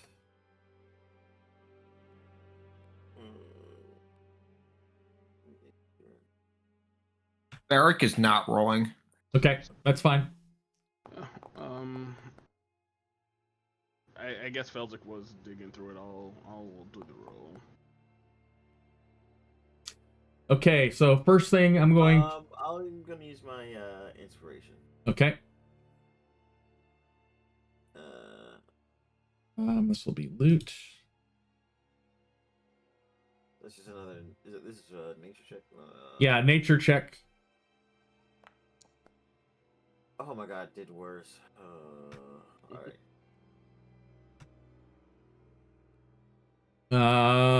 So Vezer, the item you got is the spore gland. It's a soft sac that was near the creature's core. It has some faintly green spores in it. You can throw it, and it releases a 10-foot cloud, and all creatures within it must make a DC 12 con check or be poisoned for a minute. Or you could use it as a reagent to make a spore burst bomb or invisibility spores or dream powder. So that is now in your inventory. Speaker Felzik, what were you attempting to grab out of here? Nothing in particular. When I was searching the creature, if I found something. Roll a d4. Gotcha.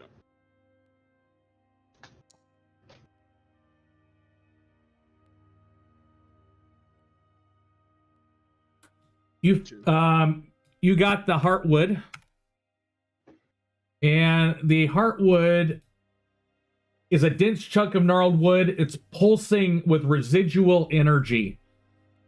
It can be used in crafting or by a druid, which may allow whatever they craft with it to cast entangle once per day or fuel nature-based magic.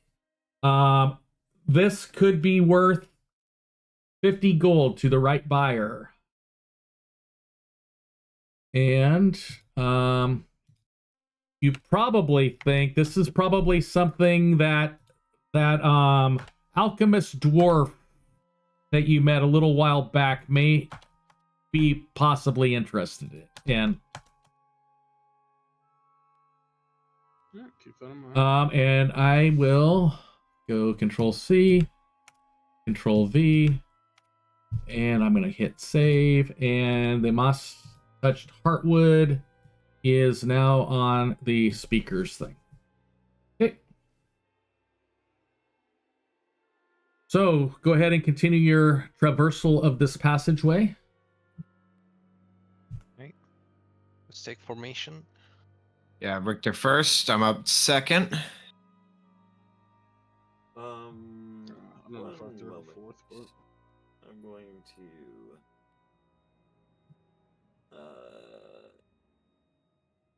Even out of combat, I believe I can still second wind. I'm gonna do Oh, that. Richter, would you like a healing potion? I have a whole bunch of them. So, Second wind. Or you can take a short rest and do hit die. Yeah, we can also do a short rest. Okay. well, I don't mind. Yeah, we can do a short rest. Well, we should probably do a short rest somewhere better, not here though. Okay. Let me just do this. The second one. Features. Where's my? Yeah, also the second wind comes back at the short rest, so it's pretty safe to use. Yeah.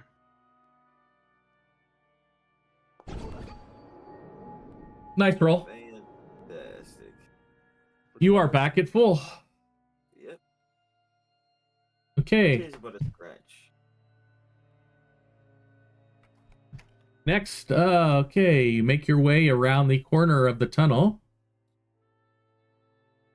And you see what appears to be some sort of hilltop rise in front of you. Okay.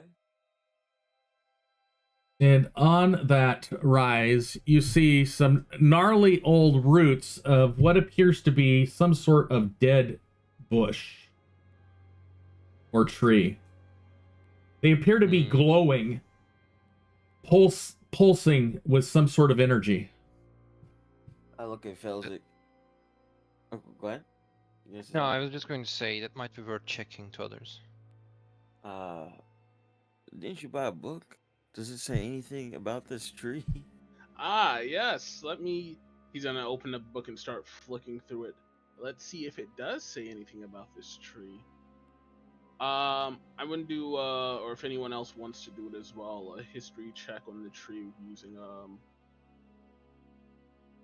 let me double check. Can I do religion by any chance instead? That's not what the book granted you bonuses with. I can make a history check. I'll make a history check with the.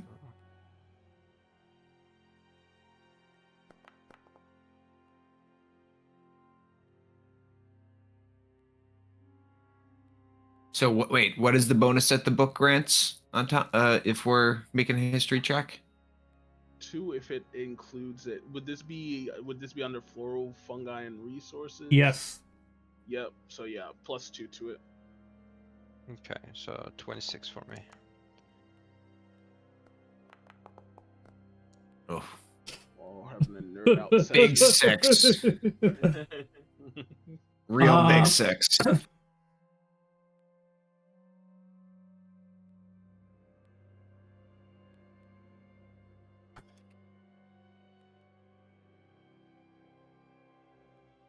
I'm not gonna roll because I'm the one who like asked the question. Like I don't know anything, so it just makes sense I wouldn't roll.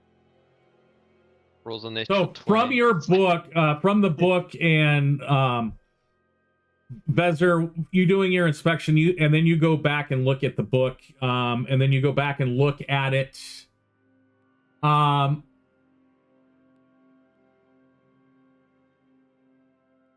You know that this is a corrupted iron root. Corrupted.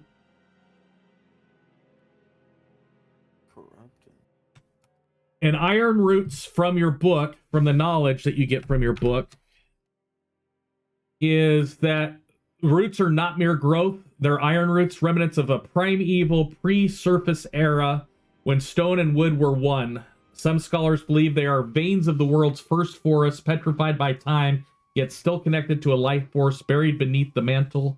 They grow without light. They do not seek water. They seek memory. And this one appears to be...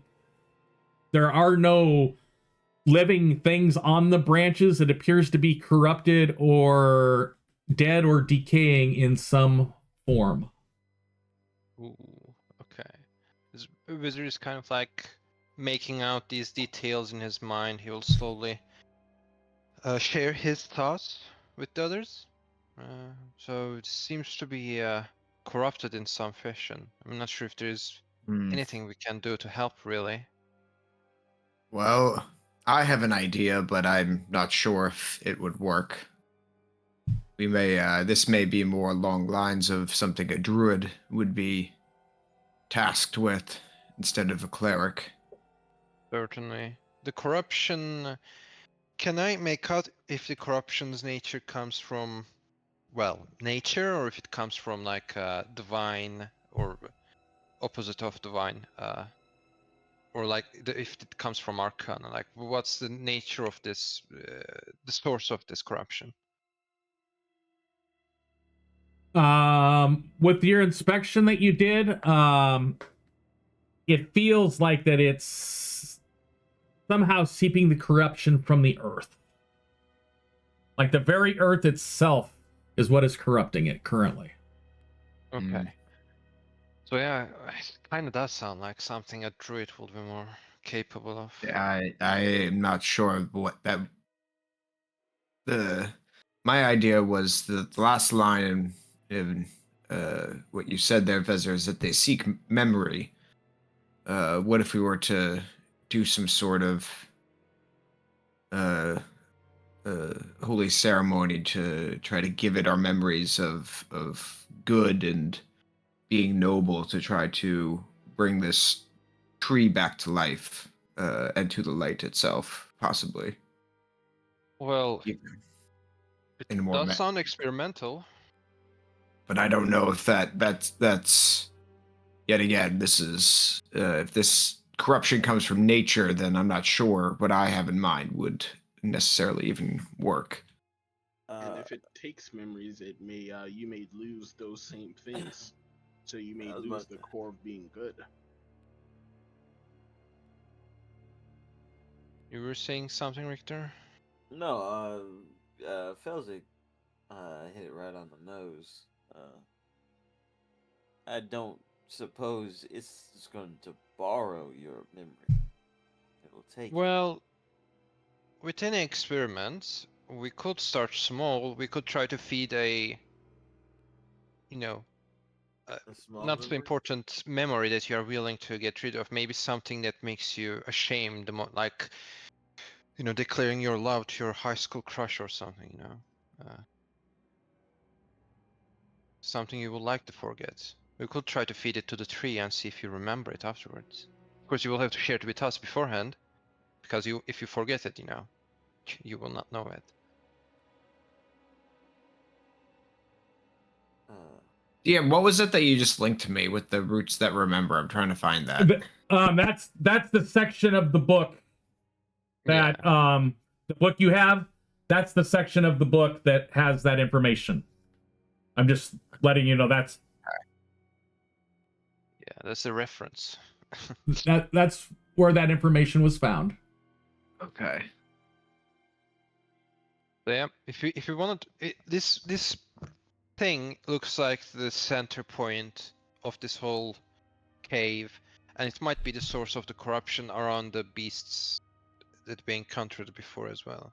So if we cure this, possibly it's gonna cure the environment around it as well.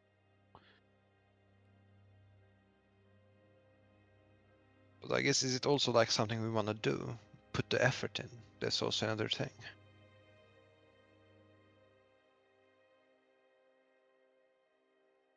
If we lack the ability to cure it, do you think we should just prune it? That's also an option. If we cannot cure the corruption, might as well get rid of the corruption. But we haven't tried anything yet. So what I will do is I am going to post a picture of what I would let you attempt to do to cure the corruption. Let me add a page to this. The way this would work is, let me post that up there, show image. These are the checks that I will allow you to run. The DC for these checks is a DC 14. nobody can make a second check until everybody's made at least one check. And you need 4 successes before 2 failures in order to succeed in curing the corruption. Okay. Maybe we does everyone still have inspiration?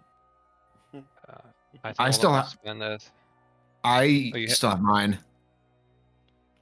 Okay. Just in case you take a short rest and then. So heroic Uh, inspiration comes back at a long rest. Oh, it's a long Yeah. rest. Yeah. I can give back 2 inspirations, I think, at a short rest. If we I do feel take like- a short rest. Yeah, short rest, yeah, I could do my musician feat to give 2. Okay. Okay. So I guess we could. I mean, do we want to take a short rest in a region that corrupts the environment around it, including creatures? Oh, crap. I feel like we should do it now. It's not worth taking chances, in case it starts affecting us as well. Yeah, I think this is something. I agree. This is something we should do immediately. I'm. I Well, how long is a short rest? An hour? An hour. I don't think an hour would compromise us, but I don't think I have any expertise here that's going to help. So, If it's you don't- mainly based off of you two, or people with high wisdom or intelligence. It looks like. Well, if you, I mean, you don't have to risk, endangering yourself if you don't want to participate in the ritual. That you can protect us, make sure that we are not ambushed by more of these Okay. creatures. So if you look at what I posted, you're trying to cure it. That's what I'm going on right now. Okay. Yeah. So I listed what you could possibly do for the cures. Yeah. I guess out of character, I was thinking more like if someone doesn't want to participate in the curing, can they Well- choose to not participate? No, because everybody has to make at least one check before somebody makes a second one, and you need 4 successes before 2 failures. I see. This is a party-wide check if you want to cure the corruption. Okay. I think it's fine. I think it's fine. You don't. I don't think you need to be concerned too much, Richter. I'm sure you will still help. I mean, there are plenty of things to go into. I mean, so there's nature with either in or wisdom, arcana, religion, medicine, alchemical supplies, survival. I'm Yeah, with I'm Richter. just I saying that also these base there at most of stats these. Yeah, it Yeah. does are favor me and very Richter very well. limited Yeah. to intelligence, and which is Yeah. really just up to people's alleys. Okay, I got it. I would It's vote a for the diverse- short rest because if me and Richter both failed, then this fails completely. Yep. I'd rather have an And it- inspiration under one of us. Okay. If that's what the party wants to do, I will advance the clock an hour, and you guys can click the short rest button. Is everyone okay with that? I don't Yeah, mind. yeah. I can wait an hour. It's okay if that's what people want to do. I'm not that Yeah, that's- stubborn. To... That's fine. Yeah, that's fine. I mean, we don't know if you are gonna get corrupted or not, so. I mean, an hour is not that long a period of time in reality Yeah. for us to be here. So So yeah, let's short rest then. Okay. I will advance the clock. I will give 2 inspirations to the 2 people who don't have one. With musician, tell a very spooky story. Ugh, too scary. So. Richter and Vezer doesn't have it, right? Because Ferric has it. Yeah, so Richter and Vezer will both get inspiration then. Can you give it to yourself? Because I cannot. okay. I will use my arcane recovery to also do that. We don't have guidance, do we? I was going to ask DM, can I use guidance to help us in any way?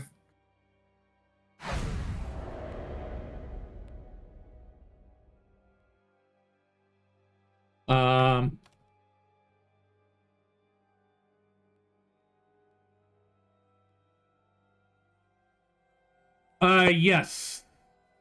I will let you, it is a cantrip.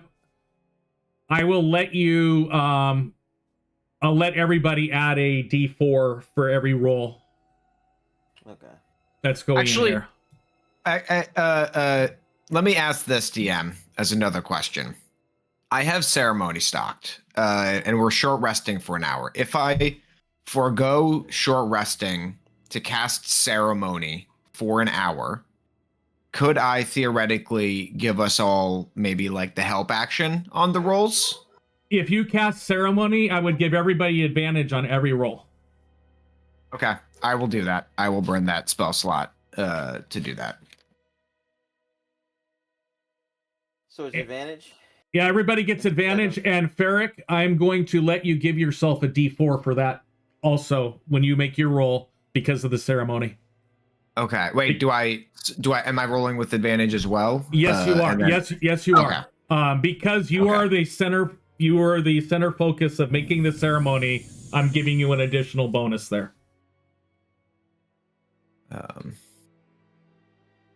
Cool. So, I'm sorry, who who's wants to make the advantage? first check? I can make it. I'll roll Arcana to let's see, what was it saying?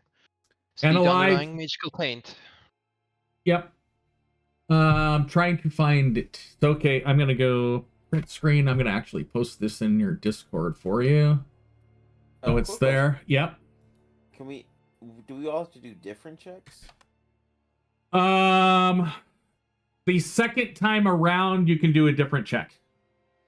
The I mean, second- you can do one of the same. I'd like the first 4 to be unique. Okay. I'm going to do religion as my first one. So, Vezzer is good. Ferric, you are good. And then wait, I roll an additional D4 Yep. on top. Yep, so that's 2 20s, so that's 2 successes. I need a Richter and a Felzik. Here comes the wild cards. Yeah, right. Literal flat 20s. Well, we got got advantage, so Exactly. I'll do the insight one. With advantage. Awesome. 3.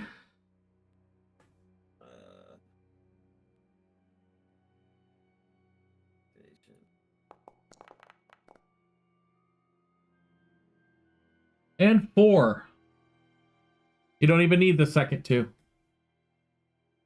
As you, as a group, using your religion, calling to Eldath, Vezzer, looking around, trying to intervene or provide some arcane support to it, being able to come up with some sort of countering cantrip for it. Insight and investigation. Noticing where the stuff is, Richter, noticing where the stuff is strongest, being able to point that out to the others. You guys are successful in cleaning the corruption. You notice that the pulsating green that was coming from the gnarled branches of ironroot are no longer pulsating like that. And you do slowly, at the very tips, see what appears to be new growth, which may take years or centuries to recover.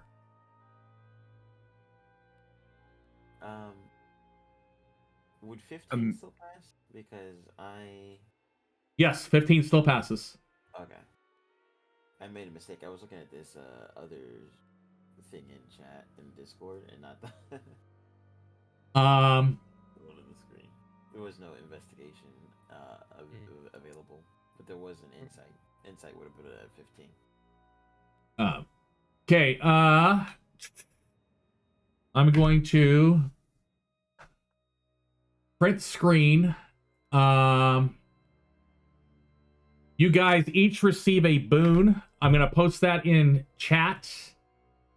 Ooh. I'm going to post it in both Discord and this chat. So it's called Ironwood's Aegis. You guys gain advantage on the next saving throw versus poison, paralysis, or restraining until you've used it. Not bad. Okay, that's gonna be handy down here. Wow, those tentacle Definitely will be. creatures. DM for role-playing flavor, ceremony, by the way, the specific thing that I wanted to do was return it to its original alignment. That's like the atonement Yep. section of it. So that's what specifically I was aiming to do with that. Okay. And with that, you guys are able to complete your passage through the moss-like caverns.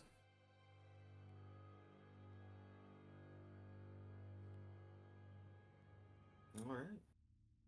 And the Cool. as you exit, let me bring you back to the Theater of the Mind screen.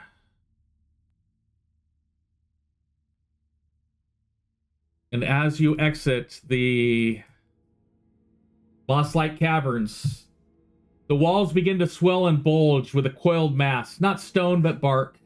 Enormous roots, blackened and hard as iron, burst through the tunnel from above.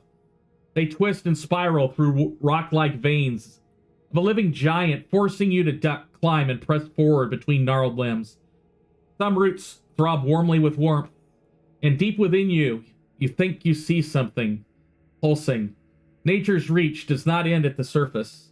Here, even in the deep dark, must bow to the roots of the world above. As you're making your way through the tunnels, you see the deep, dark roots coming from the surface down below. And as you wind deeper into what we're calling the Iron Root Passage, we go this.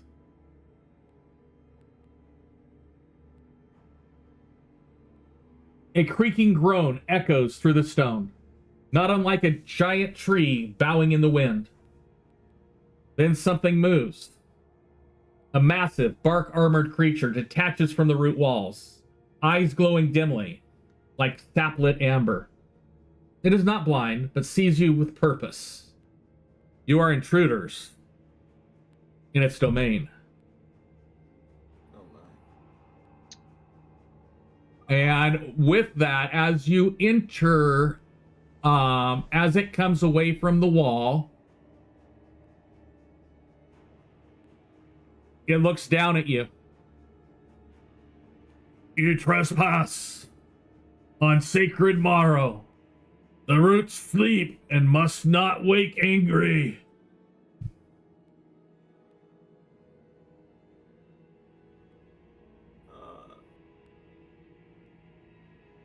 Well, Does this? Go ahead. I was just going to ask, does this creature look corrupt as well, or does it look normal? It doesn't have that sickly green from the previous cavern.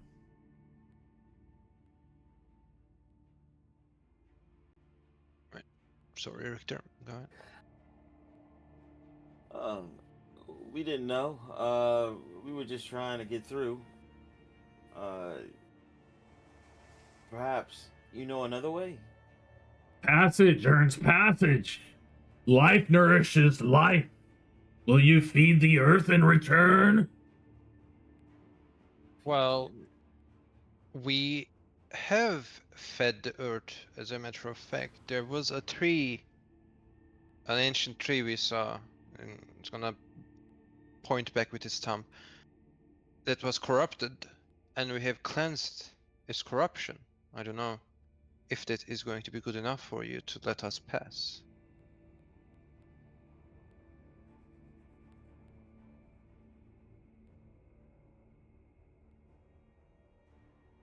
Prove you are not rot in disguise. Leave behind what you cling to most.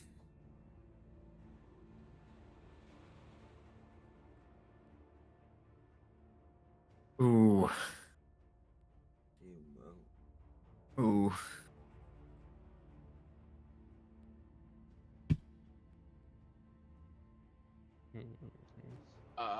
Speaker of Velzik will say, does it need to be what we value most? Can it be something of importance?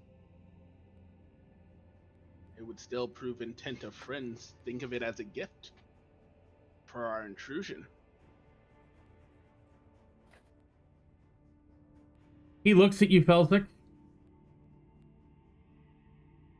and he says, his voice getting less growly, he says to you, I guard old silence. The memory of green before dark, the wound beneath the stone. Not Felzik, Ferric, who he says this to. Ferric. And then to Felzik, he goes, leave behind something that will nourish the earth.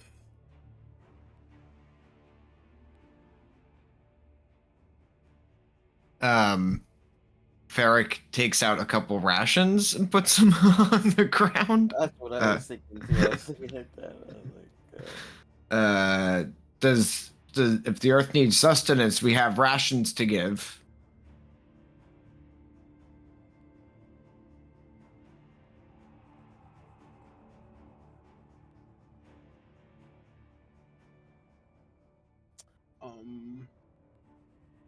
Felzik will take out one of the potions and would ask, would this be good? It heals us. I do not know if it heals you as well. You can try it. He's asking you to nourish the ground in front of you, basically. Also, DM, based off what he said to me, can I make like a religion check? Is this guy a follower of Eldath? Is that what he was implying? Was he? Did he? Go ahead and do an insight check or a religion check. Okay. I mean, it's the same for me. Same +5 either way, but can I use my inspiration to? Yes, you may.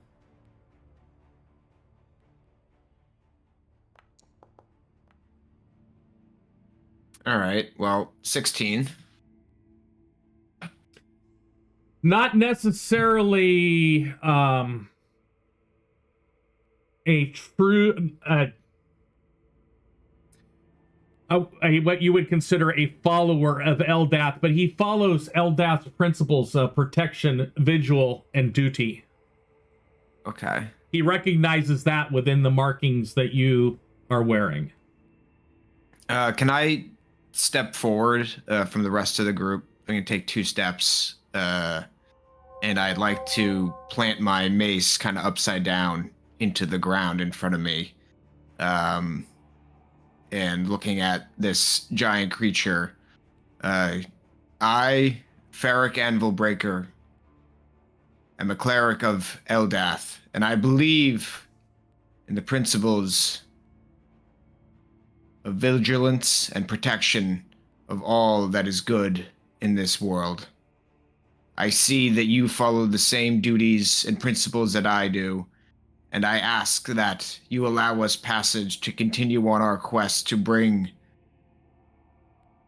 peace and understanding between peoples and help in bringing protection to all who live on this world, especially the ones who live deep underneath.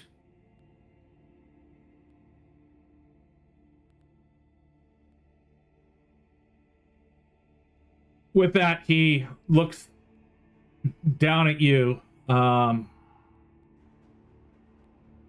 of squats a little bit, almost like a kneel, and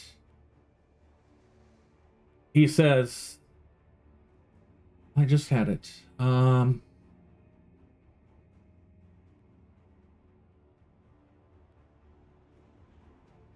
And while I do that, by the way, sorry, I do want to use thaumaturgy to use like the altered eyes effect, so that my eyes like become like glowing and different colored while I'm talking. And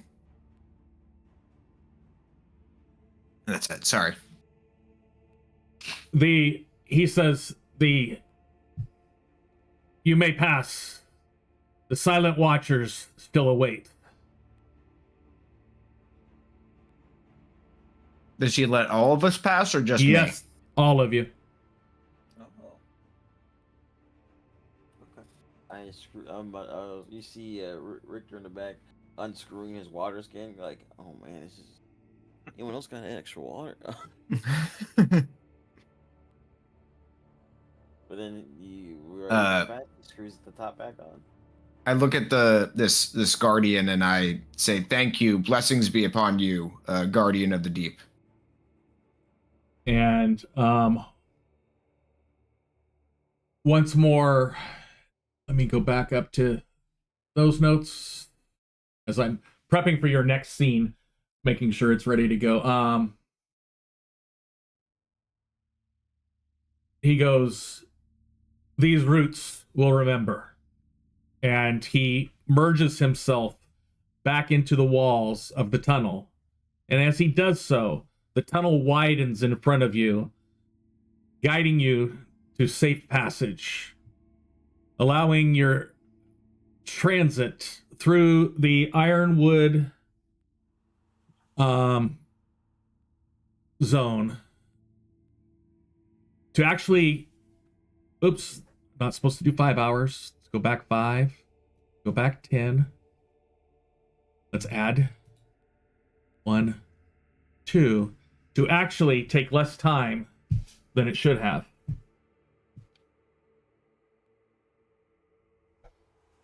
And that brings us to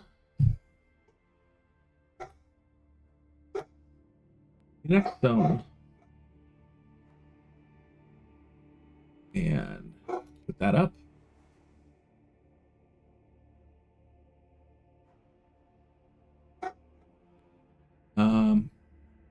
Music.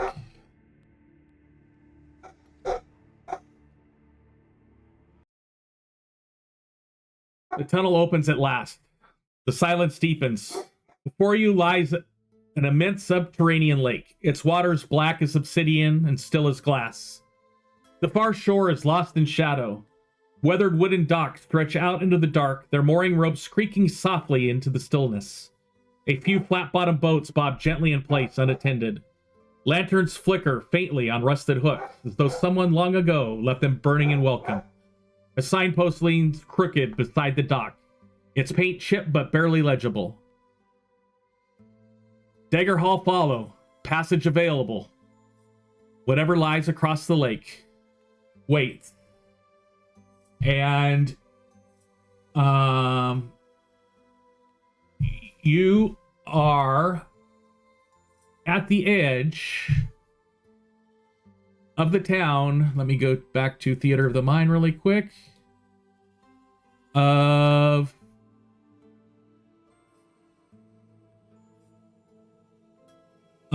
Blackwater Crossing.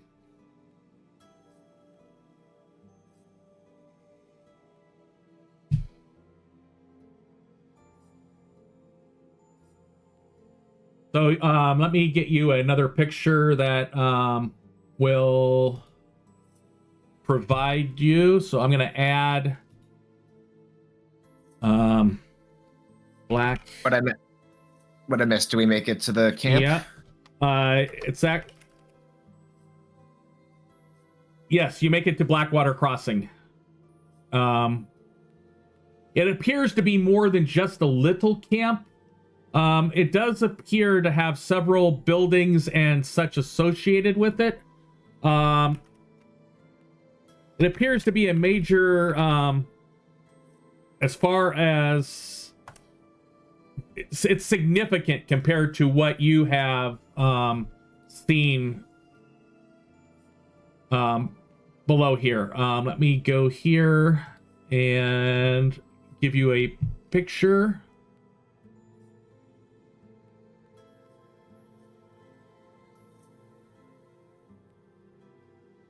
and save, and I go here, click.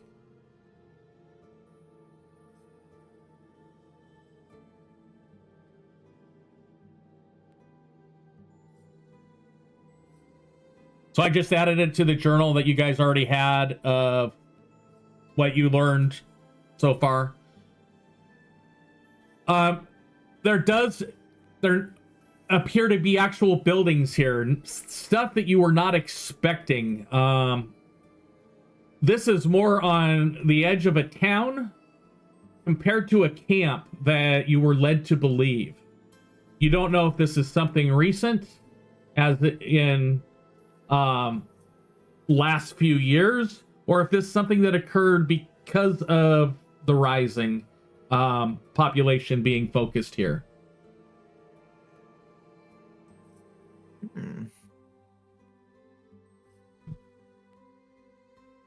But you are entering Blackwater Crossing from the southern entrance right next to Root Collar Quarters. Are we stopped by anybody upon trying to enter, or are there no guards when we walk? There are no guards. You see, as you're approaching, go to a mixture of Verdan, kobolds, gnomes, humans, dwarves. Dwarves with the same complexion as Ferric, as well as the darker complexion. All seemingly to pay no interest as you guys approach the town, minding their own business.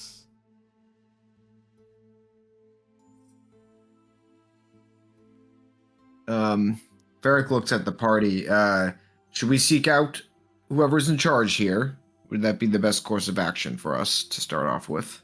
Well, we are no political envoys or anything like that. It might be smarter to see if there is like an inn or something akin to that here. Yes, I agree And- with that. Okay, let's go there first. That's a good idea. The Mushroom Cap Inn. It will also be a good opportunity Well, to learn. You don't quite know it's the Mushroom Cap Inn. We'll role play you getting there. Yeah, sorry. I was just reading the map. Yeah, I know.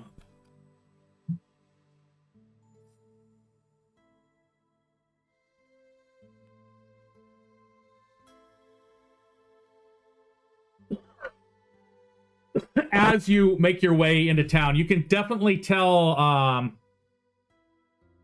that this is a center of trade.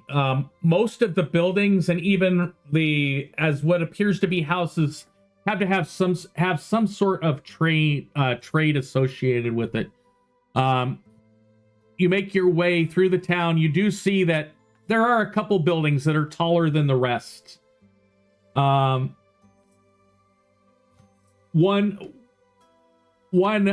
definitely sticks out to you, Ferric. It appears to be the ruins of some sort of temple that still has plants, flowers, and trinkets set out in front of it as you pass by. Above it, you see somebody is kind of, I won't say defaced it, but chiseled a message into the wood of this ruined temple. It says, "Remember the old paths." And as you make your way closer to the lake, you do recognize the telltale sign of an inn, a bed hanging on a chain, on a sign that's hanging on chains outside the front door. Appears welcoming from the outside.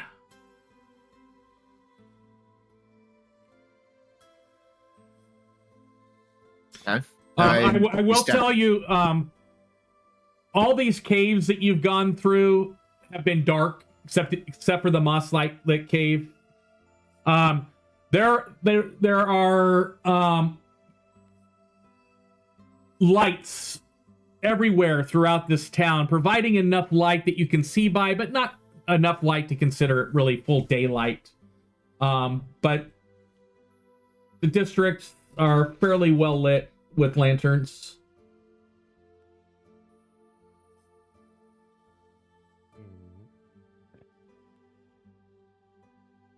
And I say we head into the inn. What do you think, guys? Yeah, sounds like a plan to me. Let's get in the inn, see if innkeeper is willing to share some information about this We place. can, ask around while we're here too. That works for me. So the Belzic, Richter. So the Mushroom Cap Inn, as you open the door, it appears to be a cozy establishment. Its interior is fragrant, slightly humid, filled with the earthly scent of moss tea. When you come inside, you are met by elder female gnome of a darker complexion.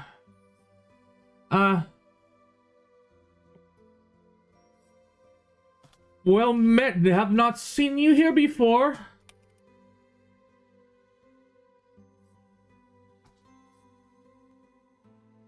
What brings you to the Blackwater Crossing? We are travelers from afar. Surface dwellers, as you say.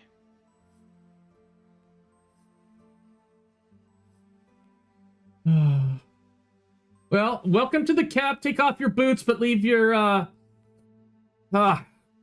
clothes on.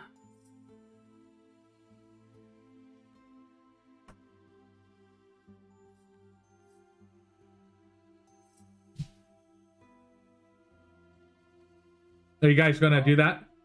Yeah, Felzic's gonna ask. Yeah. She gave kind of a mixed response. He's gonna ask, have there been many surface dwellers that's visited your inn?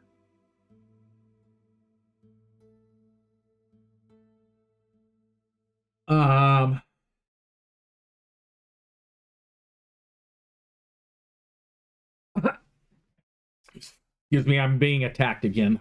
I'm trying to keep the dog out of the way.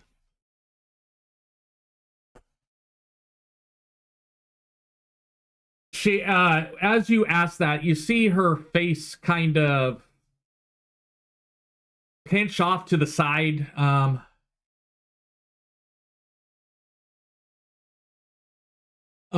You topsiders move fast, burn bright, and leave messes, but sometimes you surprise me like moss blooming on a hammerhead. Are there other topsiders in town right now?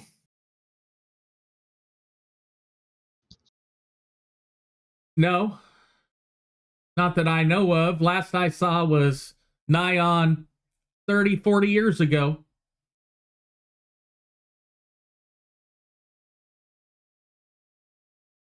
They must have left one hell of an impression. And And as you say, must have left one hell of an impression. She goes, well, you can say he did. He's buried about 3 streets over. Surface folk always think they're prepared. Then the dark gets into their bones and suddenly maps don't matter and they kind of don't make it very well. Ooh. Well, sounds like an ominous warning for us to not stay long down here. She say the dark gets into your bones? Well, are you asking that in character? Yes. Yeah, you light dwellers, I've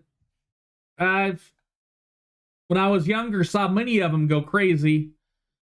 Like I said, haven't seen other topsiders, like I said, since that last one thought he'd make his way down here forever. Well, I guess he is down here forever.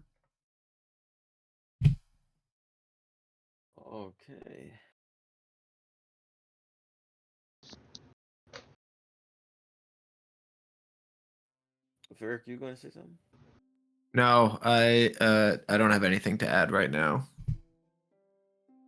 Same here.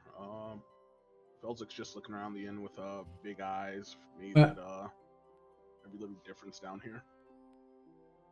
Well, as you do see other patrons in the place, they are not segregated by ancestry. They seem to be mixing well together.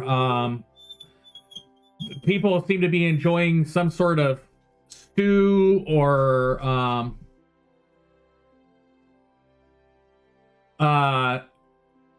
bread. Seems different than what you're used to. But she goes, have a seat. The table's all yours over there. She points to a table that resembles a mushroom, but it's not a mushroom. It's actually made out of wood. But it's shaped kind of like a mushroom at the base. It kind of has a shallowly rounded top.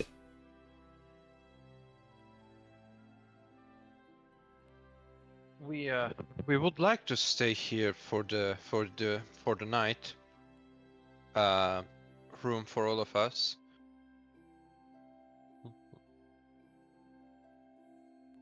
Okay. In your Discord, I'm gonna give you the information as I talk about it.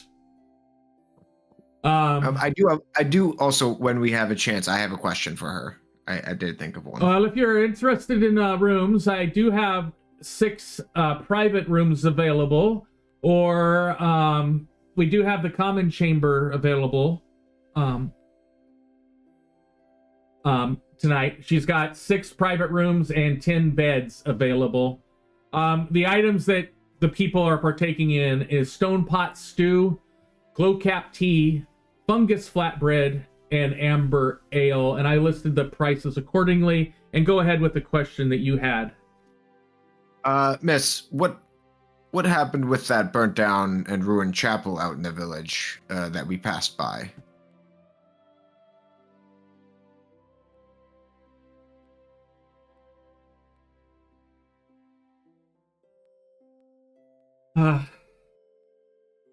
Mando, stop it.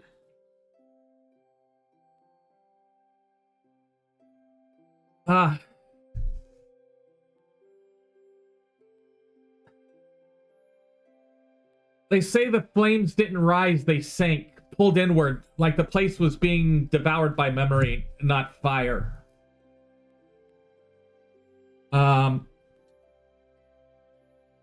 It was built generations ago by settlers trying to bring light to the deep dark.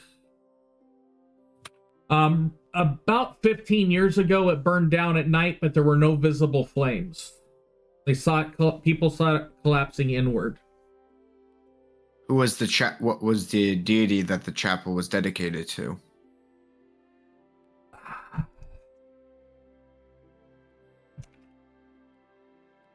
It was a smattering of many, but primarily focused on Sylvain, the Ember Saint. And you do not recognize that as any of the major deities. Okay, I was about to say I didn't. I was looking through the list and I didn't. Nope, you don't. You do not recognize it. Okay. That's the only other question that Ferric has, and Ferric offers to buy a round for everybody. Travelers, I believe we've earned ourselves a drink here. And I'll buy a jug of ale for everybody. Okay. How many beds does a private room have? There are two beds in the private rooms. All right. Wizard will kind of quickly look at others and say, "We'll have 2 private rooms for the night." That works for me. No issue here. Okay. And as you guys are in the inn, where it appears that you're going to be taking your rest for the night, is there anything that you want to do individually or as a party before you actually do take that long rest. How much time do we have realistically before we need to long rest for the night? Before you need to, Yeah, like what time of day is it right now? I guess is a better question. It's 7:05 p.m. Okay. Yeah, we should have enough time then. Wizard will propose to others. Would you like to take a hike around the place, see if there's any important shops? I would join Vezir in the hike around the place. How popular or how busy is the inn right now? You see 15 to 20 people there, which is you guys as a party make up about 20% of what's there.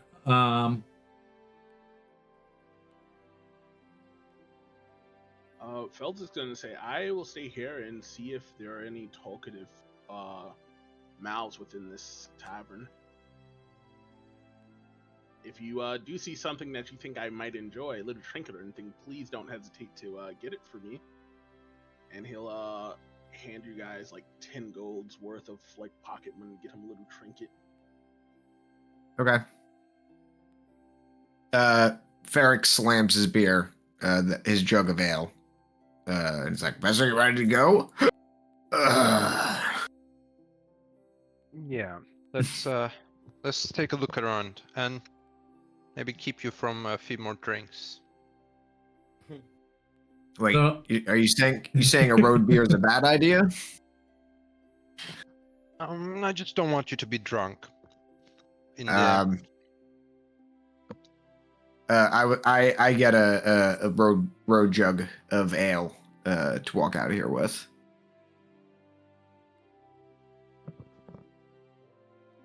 Okay. And take the gold from your inventory. I am typing stuff into your chat. Remember, add 10 from Felzik to your inventory too. Vezir, you could hold on to the money. Vezir's holding on to it. He gives it to Vezir. You are the one that isn't drunk yet, so maybe best to leave it to you. Oh, you youngins. I'm 103 years old. This is my first ale. Won't be my last. Old man, I don't want to be the actually person, but I am older than the whale that dropped on it, so I am actually the eldest. Even though I look young. Then you understand it even better than I do. I wish I could say it, but my blood is still young. Okay, there are currently 3 of what you would consider stores, full-blown big stores. The stuff in the market district, it appears that that's like basically set up for like day trading. But there are 4 places that you do see. 3 of them are open. You have Stone Vein General, Ember and Ether, Groggett's Oddments, and that one is closed, and then Tallowstone Smithy. What is Ember and Ether? Is that a... As you walk by, you peer through the windows. It appears to be some sort of alchemical shop. I point this out to Vezir. Hey, Vezir, I think you'd like this. Wizard will approach, take a look around, and say, "Yeah, actually, this sounds interesting. Let's take a peek inside, see if they have something useful we can have." I go in with Vezir. Okay. As you go in, there's shelves all over the place with different colored vials and flasks. You see baskets filled with different types of herbs and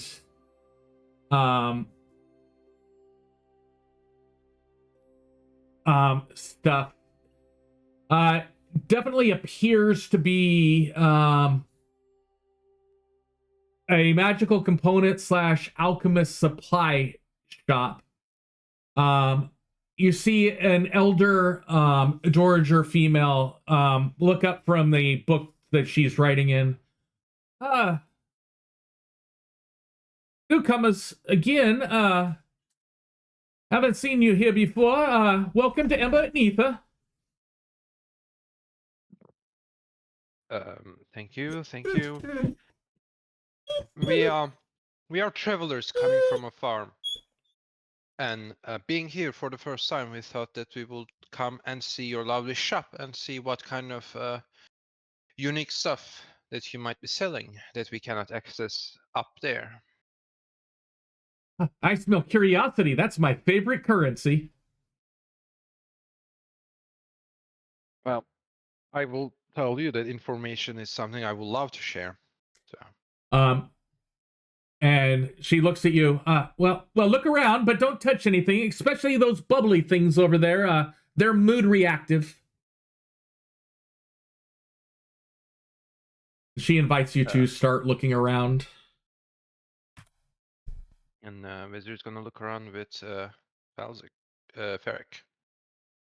I just would like to give Vezir the help action.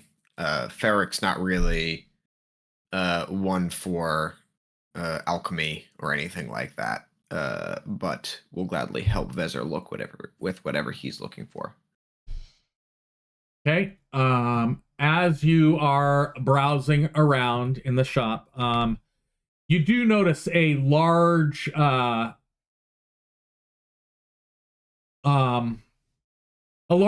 of items.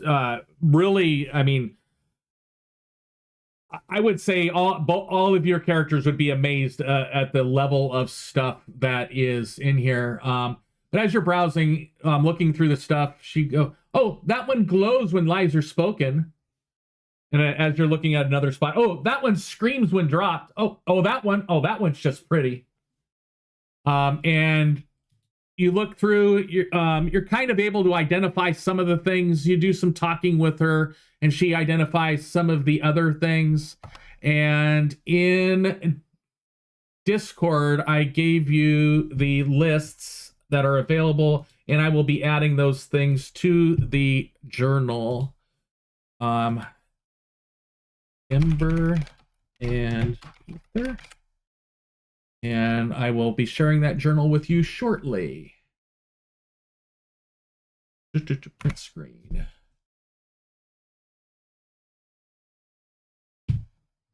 Control V.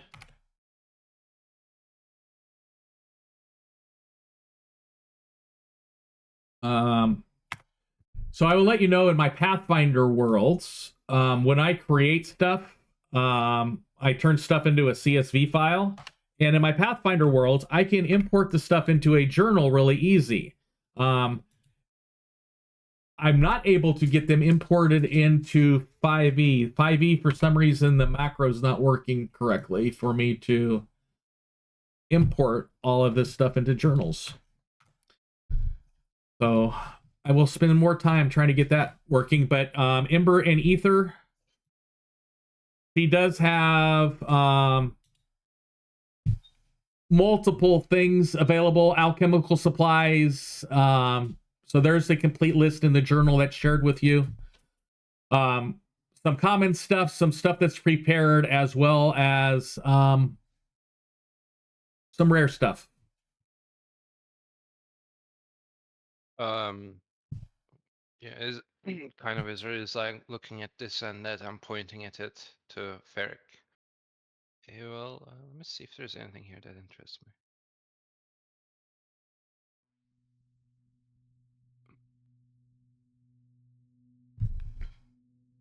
While they're looking through the list, Belzik, you said you were gonna look around. You were gonna try to talk around at the inn.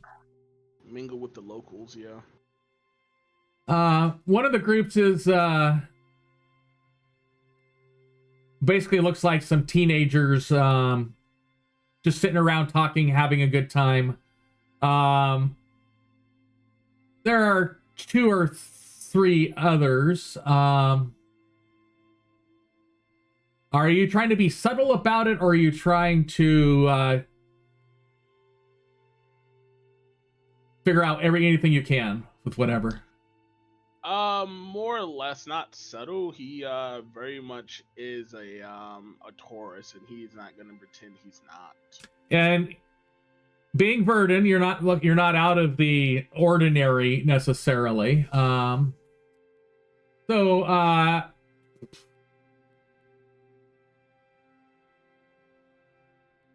You see an elder dwarf male, these are the ones that stick out to you. An elder dwarf male, somebody who's wrapped up in cloaks that has a lot of just the scent around her smells of earth. Fleet, skinnier, darker skinned elf. Like I said, there's a table with some teenagers at it. That's a good place to start out of the major groups that are there. Before. So he's gonna go up to the kids. Gonna go up to the kids. Yeah. So Is Richter with me real quick to ask this, or did he go to the room, or is he MIA? Wait, say again? I said, are you coming with me? Yeah, I didn't know what you were doing. He'll drag Richter along to the kids then, if Richter's still around. Yeah.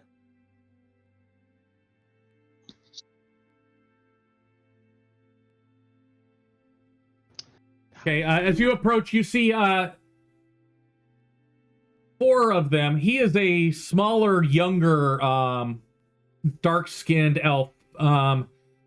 Seems to have 3 or 4 satchels that are sitting on the bench around him.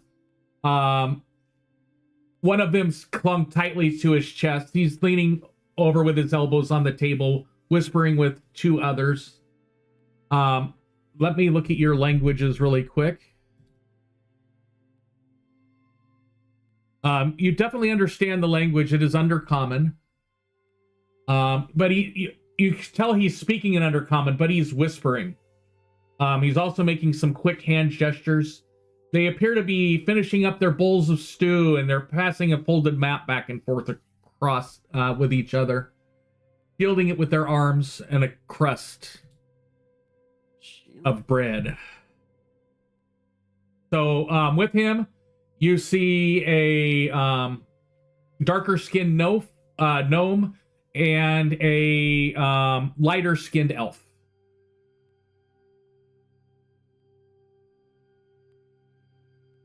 So Felzik will approach the table. Seeing that the teens are being secretive with passing around the map. He's not gonna draw attention to it at first, but he is curious about it. He's gonna ask the kids there, what's do you know what's good to have in this inn? What would you recommend here? As he is going to take a seat without asking permission at the table, and beckon Richter to sit down as well. I'll give them a nervous wave, almost apologetically, so, and sit down. As you do that, whatever they were looking at, it kind of goes on to one of the laps. The table goes quiet for half a breath. The female's fingers start to curl foil around her mug. And the third one doesn't speak. He just chews, then grinds his teeth. Well, look what the Glowmoss dragged in. Bold move, just putting up a root. You buying or you just borrowing the heat from my lamp? He will put dig in his pocket and take out 3 gold coins, He's gonna say, I can buy, but I have no interest in buying food. I think you have something a little bit more valuable of purchase over there. Well, you ask what we recommend, and for you, this is the other male. A clean exit. That's what's good to have. A clean exit. They are trying to scare us off because they are doing something shady and do not want us involved in it. He'll say that out loud around them, you know. Say, little do they know that we have seen more dangers and actions than they could possibly imagine so far. The original looks the darker skinned male elf. Will it let me do that?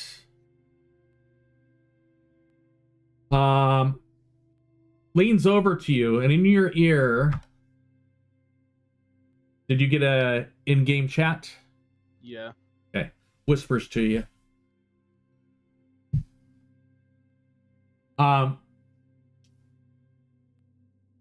And as after he gets done whispering to you, Felzik, he looks directly at Richter. Name's Scraps. You two look like the sort to collect bad ideas. Just don't collect too many in one place. Down here, the stone remembers. I'm sorry, and that was from the elf? That was the darker-skinned elf, yes. Interesting. The elf male. Yeah. The stone remembers, huh? That's, what is that, the third time I've heard that line?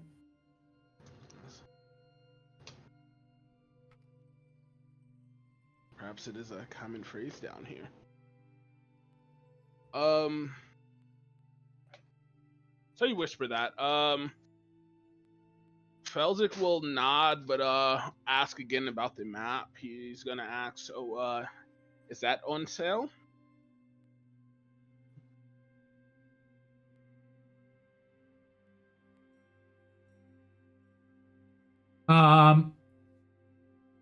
We're kind of something of building a map collection. And it's gonna silent image on the table, like a small scale of all the maps we saw, like quick flashes between them. Well, the map is no longer on the table. It immediately got pulled down onto somebody's lap. Yeah. Okay. Yeah. I mean, I'm flashing our maps. You're flashing your maps on the table. Yeah, I'm trying to impress the kids. Look at all the places we've been to, type deal.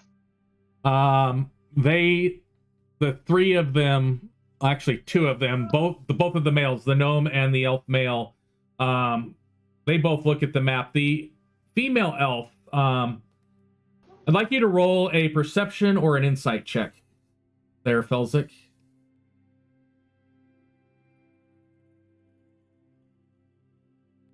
Does Felzik? You can do it too, Richter. Since you're not the one in the conversation, maybe it'll, you can pick up something he doesn't.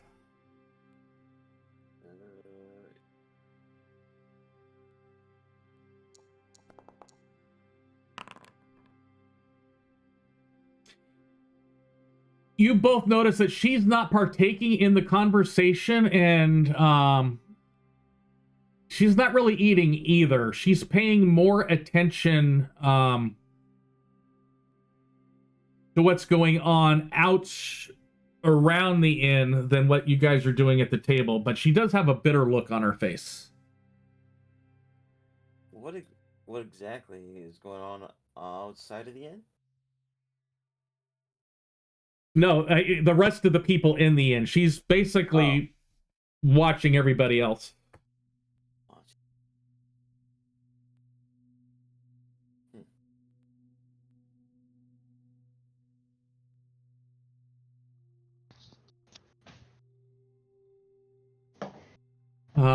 Not Cesar's.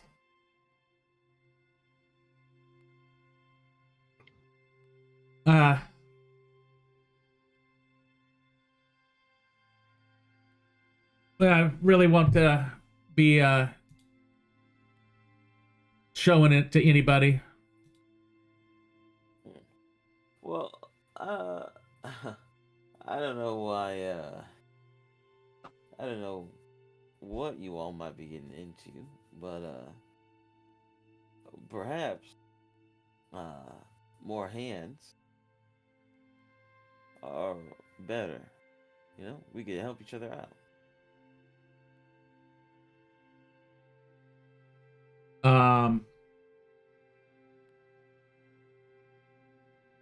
You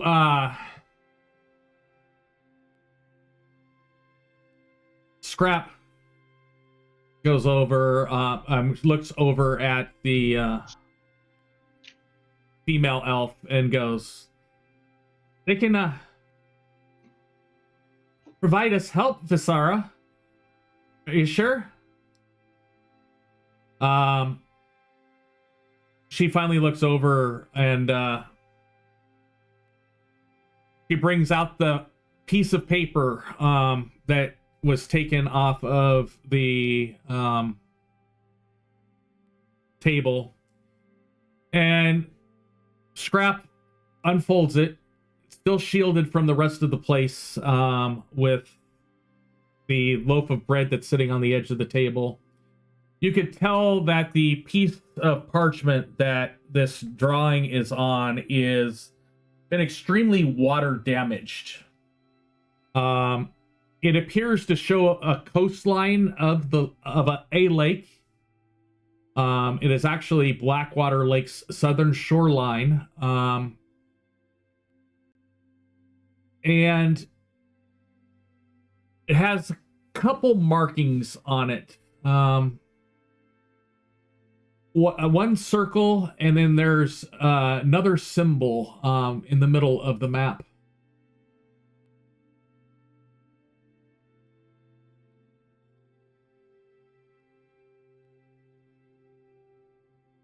That's what you notice when she brings the map. They bring the map out. In the middle of the map? In the middle of the lake? No, no, the middle of what appears to be a town of some sort. A town of some sort. Okay. All right. That And then he'll look. Blackwater. That isn't Blackwater Crossing, but it shows like the shoreline of the so if you're asking, is this Blackwater Crossing? Oh yes, this is the town.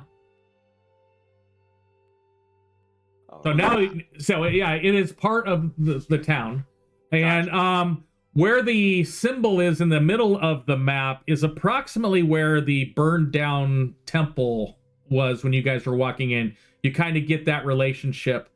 There is another marking near the shoreline that has a small rune. Basically, it's a circle that's wrapped around a root vine type thing, etching.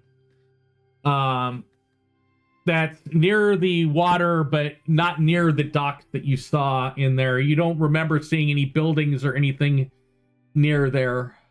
But those are the two main things besides just a rough sketch of town. Doesn't look like to be an official map. It looks hand-drawn with some weird markings on it. So they just pull out the map, show it to us, and they don't say anything?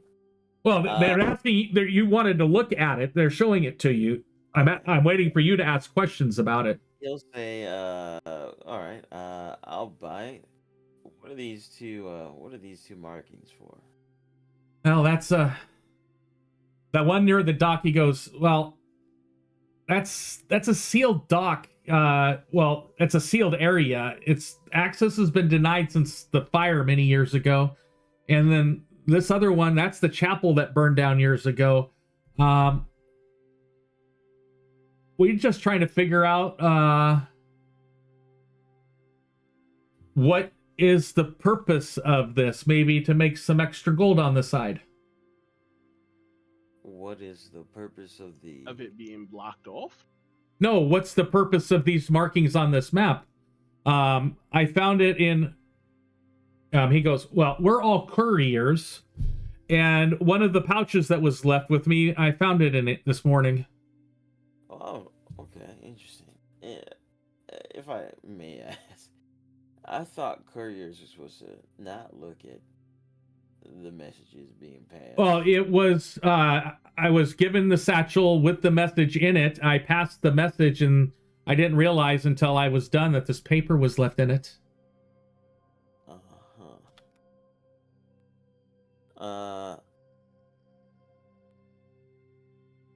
How long ago did you deliver the message? Was around noon. Got paid for it. To someone here in this inn? Oh, no, in town. At the docks. Okay. At the docks. It's around noon today. Yeah, I was just the middleman courier. I gave it to somebody that was taking a boat over to the other shore. Did you see them get on the boat? No, but that's I met them at the base. As soon as he gave me the money, I turned around and left.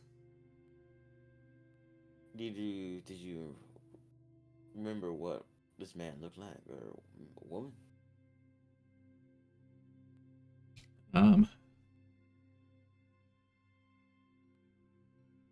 Just an older dwarf. I don't pay much attention. And then as we're getting close to the end, I want to see if we'll come back to this.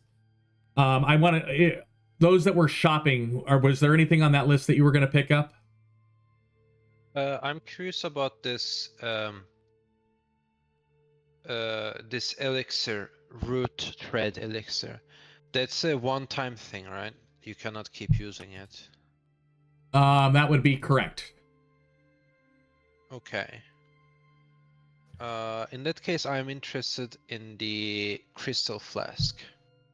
Heat proof. Okay. Yep. Essential. So go ahead and take that 10 gold away. I will. I'm adding that to my notes with the other stuff I need to create actual items for. Crystal flask heat proof. I do need to get ready to leave. I have a doctor's appointment coming up really quick. So I'll end the stream, and then we'll talk about where we're going to go starting next session. Sounds good.